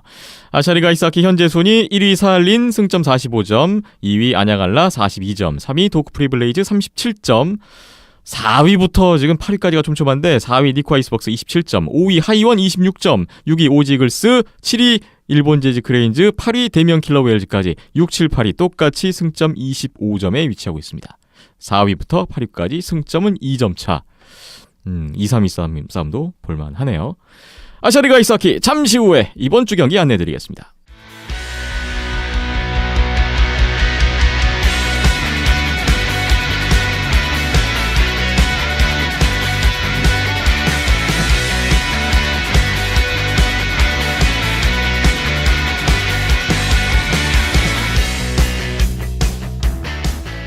아샤리가 이사키 이번 주 경기 안내해드립니다. 11월 25일, 11월 26일 주말에 인천에서 대면 킬러 웨일즈와 일본 재즈 크레인즈의 2연전이 있습니다. 지난 쿠시로 2연전 때 승점 5점 크레인즈가 우세를 했었고 당시에 대명이 초반 돌풍을 일으키다가 크레인즈전 연장 역전패 이후에 5연패 부진에 빠졌던 기억이 있어요. 대명이 지난 시즌부터 크레인즈와 전적 8전 8패 지금 팀 창단 후에 모든 팀들을 다 한 번 이상 이겨봤는데 크레인즈한테만 유일하게 승리가 없습니다. 크레인즈전 사상 첫 승이 가능할 것인지가 달려있는 이번 시리즈입니다. 한마디씩 관전 포인트 들어볼까요? 예, 가능합니다. 가능하다. 예, 와이먼 선수만 제대로 해준다라는 이제 그 가정하에 가능하다고 생각을 해요. 이제 뭐 부상자 복귀가 어떻게 될지 모르겠는데 형 크레인즈가 올해 또 보면 좀 의적의 냄새가 좀 납니다. 승점을 한국에 나눠주고. 대명이 있고 그렇죠. 일본 크레인즈가 있군요. 예, 좀 그런 냄새가 나기 때문에 그건 좀 어쨌든 좀 다른 이야기긴 하지만 근데 전반적으로 봐서도 지금 대명 같은 경우는 좀 어려운 경기를 잘 이제 끌어내서 이기는 그런 이제 모습도 이제 오지전에서 보여준 바가 있고요. 그래서 또 이제 타일러 쿤치 코치도 홋카이도 4연전이 다 나쁘지 않았는데 좀 골텐딩이 이제 기대만큼 미치지 못한 게 크다라고 했거든요. 그런데 골텐딩이 기대에 미치니까 오지를 잡지 않았습니까? 네, 그런 타일러 걸 와이먼 감안해- 선수의 역할이 중요하군요. 그렇습니다. 그런 걸 감안해본다면 크레인즈도 충분히 잡을 수 있을 거라고 생각해요. 네. 예, 저도 같은 내용이고요. 크레인즈 저 따라가 봤었잖아요. 쿠치로에서 그 현재 심판들의 그런 판정이 약간은 또 팔이 안으로 굽는 예 그렇게 해서 연장 가고 뭐 연장에서 골 먹고 이런 그림들이었는데 전체적인 뭐 내용은 나쁘지 않았었거든요. 물론 그때 활약을 했었던 황두현 선수가 부상으로 빠진 점이 좀 아쉽기도 하고 예 지금 뭐 성우재 선수도 같이 징계 때문에 못 나오는 것도 있고 해서 그런 공백이 좀 걱정이 되긴 하지만 또 메워줄 수 있는 선수들이 있다 보니까 두 경기에서 3점 이상은 기대가 되고요. 예, 또 따야 되고요, 무조건. 좀 지켜봐야겠네요. 네. 말씀하신 것처럼 예, 꼴리 싸움인데 일단 오시마루 스케가 계속 중용시키기에는 무리가 있다라는 게 앞선 경기들에서 확인이 됐으니까 그럼 이노우에가 계속 선발로 나올 텐데 이노우에가 대명만 만나면 굉장히 잘하더라고요. 그래서 골리 싸움 좀 볼만할 것 같습니다. 네. 하이원이 치고 올라오는 바람에 대면 킬러베일즈가 가만히 있다가 졸지에 지금 최하위까지 내려가 있는데 이번 크레인지전 중요할 것 같습니다. 저희 온더스포츠에서 11월 25일, 26일 오후 5시 경기 생중계 준비하고 있으니까 여러분 많은 관심과 시청을 또 부탁드리겠습니다. 역시 주말에 고향에서는 하이원과 오지글스의 2연전이 있습니다. 지난번 도마코마이 2연전에서는 1승 1패, 승점 3점씩 나눴었던 양 팀이었고요. 지금 하이원이 크레인지 연파하고 상승세를 타고 있어요. 오지글스 상대로도 상승세를 이어갈 수 있을까요? 오지의 그 폭발적인 그 라인 그 하나를 어떻게 막아낼 이제 방도가 생긴다고 한다면은 이제 하이원도 충분히 이제 마찬가지로 맞불을 올 수 있는 강력한 화력이 있기 때문에 이것도 사실 의외로 좀 접전으로 가지 않을까라는 생각이 저는 없지 않아 있습니다. 네. 박김찬 PD는 어떠세요? 예, 뭐 여기도 한 끗 차이가 날 것 같긴 한데 하이원이 더 좋은 변수들이 많은 것 같고요. 예, 골리 싸움부터 해서 뭐 공격진도 그렇고 뭐 수비는 좀 밀릴 수 있겠으나 예, 근데 뭐 오지도 지금 수비 부상으로 인한 공백들이 생겨난 상황이다 보니까 네. 그리고 지옥의 한국 6연전의 마지막이라는 점이 그런 체력적인 부담감이 오지의 발목을 또 한번 잡지 않을까라는 생각도 드네요. 네. 지금 4위부터 8위까지 정말 치열한 상황인데 그 순위 경쟁팀들에 비해서 하이원이 경기 수가 가장 많기 때문에 하이원으로서는 부지런히 지금 승수를 쌓아야 되는데 하이원에게도 이번 오지글스와 2연전 참 중요해 보입니다. 마지막으로 러시아 유즈노 사하린스크에서 11월 26일, 27일 일요일 월요일 사하린과 니코 아이스벅스의 2연전이 진행됩니다. 니코 2연전 때 승점 6점 사하린이 우세를 했었고 저는 아이스벅스한테 조금 기대가 되는 부분을 좀 설명을 드리려고 하는데 항상 변수를 만들어내죠. 그렇죠. 아이스벅스의 이런 점을 좀 한번 기대를 해봅시다. 지난 시즌에 유즈노 사하린스크 3연전에서 위닝 시리즈를 했던 팀이 바로 아이스벅스입니다. 플레이오프에서도 유즈노 사하린스크 3경기에 굉장히 선전을 했었죠. 1승 1연장패 1패. 아이스벅스가 지난 3년간 유즈노 사하린스크에서의 전적만 보면 12전 5승 7패입니다. 5승 7패라는 승률이 그렇게 높아 보이지 않지만 매 시즌 유즈노 사하린스크에서 1승씩은 거뒀던 팀이 아이스벅스였고요. 아시아리그 전체 팀 가운데 유즈노 사하린스크에서 승률이 가장 높은 원정팀이 바로 아이스벅스예요. 안양한라보다 훨씬 높습니다. 이 부분에 저는 아이스벅스가 한 게임 정도 어떻게 좀 잡으려나? 연장까지 끌고 갈 수 있을까라는 기대감이 있는데 두 분 어떻게 보세요? 저는 어렵다고 어렵다. 상당히 어렵다고 보는 이유가 뭐냐면 네. 올 시즌 니코 아이스벅스의 팀 컬러가 너무 달라졌어요.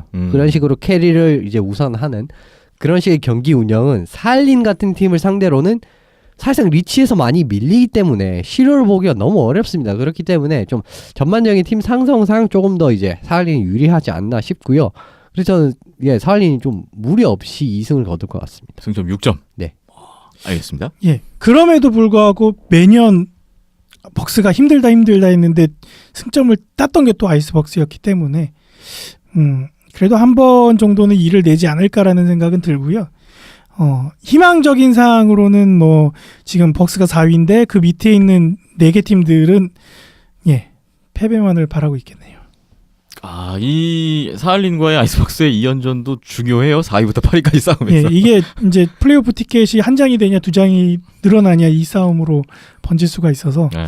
굉장히 중요한 순간이네요. 4위 아이스벅스지만 여유가 없다 말씀드릴 수 있을 것 같고 아이스벅스의 외국인 공격수 패트릭 모이시오 선수도 11월 8일자로 엔트리 말소가 돼서 이번 경기부터 안 나옵니다. 네, 이 점도 참고가 되네요. 자, 승점 1점 차 5위부터 8위까지 또 아이스벅스는 1위 사할린과 4위 팀인데 만나게 되고 지금 대혼전 대혼란의 예상이 또 이번 주에도 이어질 것 같습니다. 이 시리즈까지 모두 마치면 아시아리그 11월의 모든 일정까지 마무리가 되고 정말 이제 아시아리그 시즌 끝나가는구나 라는 것을 또 느끼게 되네요. 비하인드넷 123회 마무리할 시간입니다. 제37회 유한철배 전국 대학부 아이스하키 대회가 고려대학교 아이스링크에서 11월 20일에 시작해서 28일까지 진행이 되고 있습니다. 매일 박김천 PD가 가서 지금 촬영을 해서 하이라이트가 올라오고 있는데 여러분 영상으로 또 계속 만나보시면 좋을 것 같아요. 다음 주에 한번 유한철배 대회 리뷰를 준비해 보겠습니다. 온더스포츠.tv, 페이스북 온더스포츠, 유튜브에 온더스포츠 검색해 주시고요. 팟빵과 아이튠즈, 네이버 스포츠와 네이버 TV에서도 온더스포츠 검색하고 들어오시면 영상 자료와 함께 또 다양하게 만나보실 수 있습니다. 여러분의 많은 참여와 댓글, 의견 부탁드리겠습니다. 박김천 PD, 이현섭 기자 고생 많이 하셨고요. 김기훈 캐스터도 고생 많이 하셨고요. 저는 김태범이었습니다. 다음 주에 돌아오겠습니다. 고맙습니다.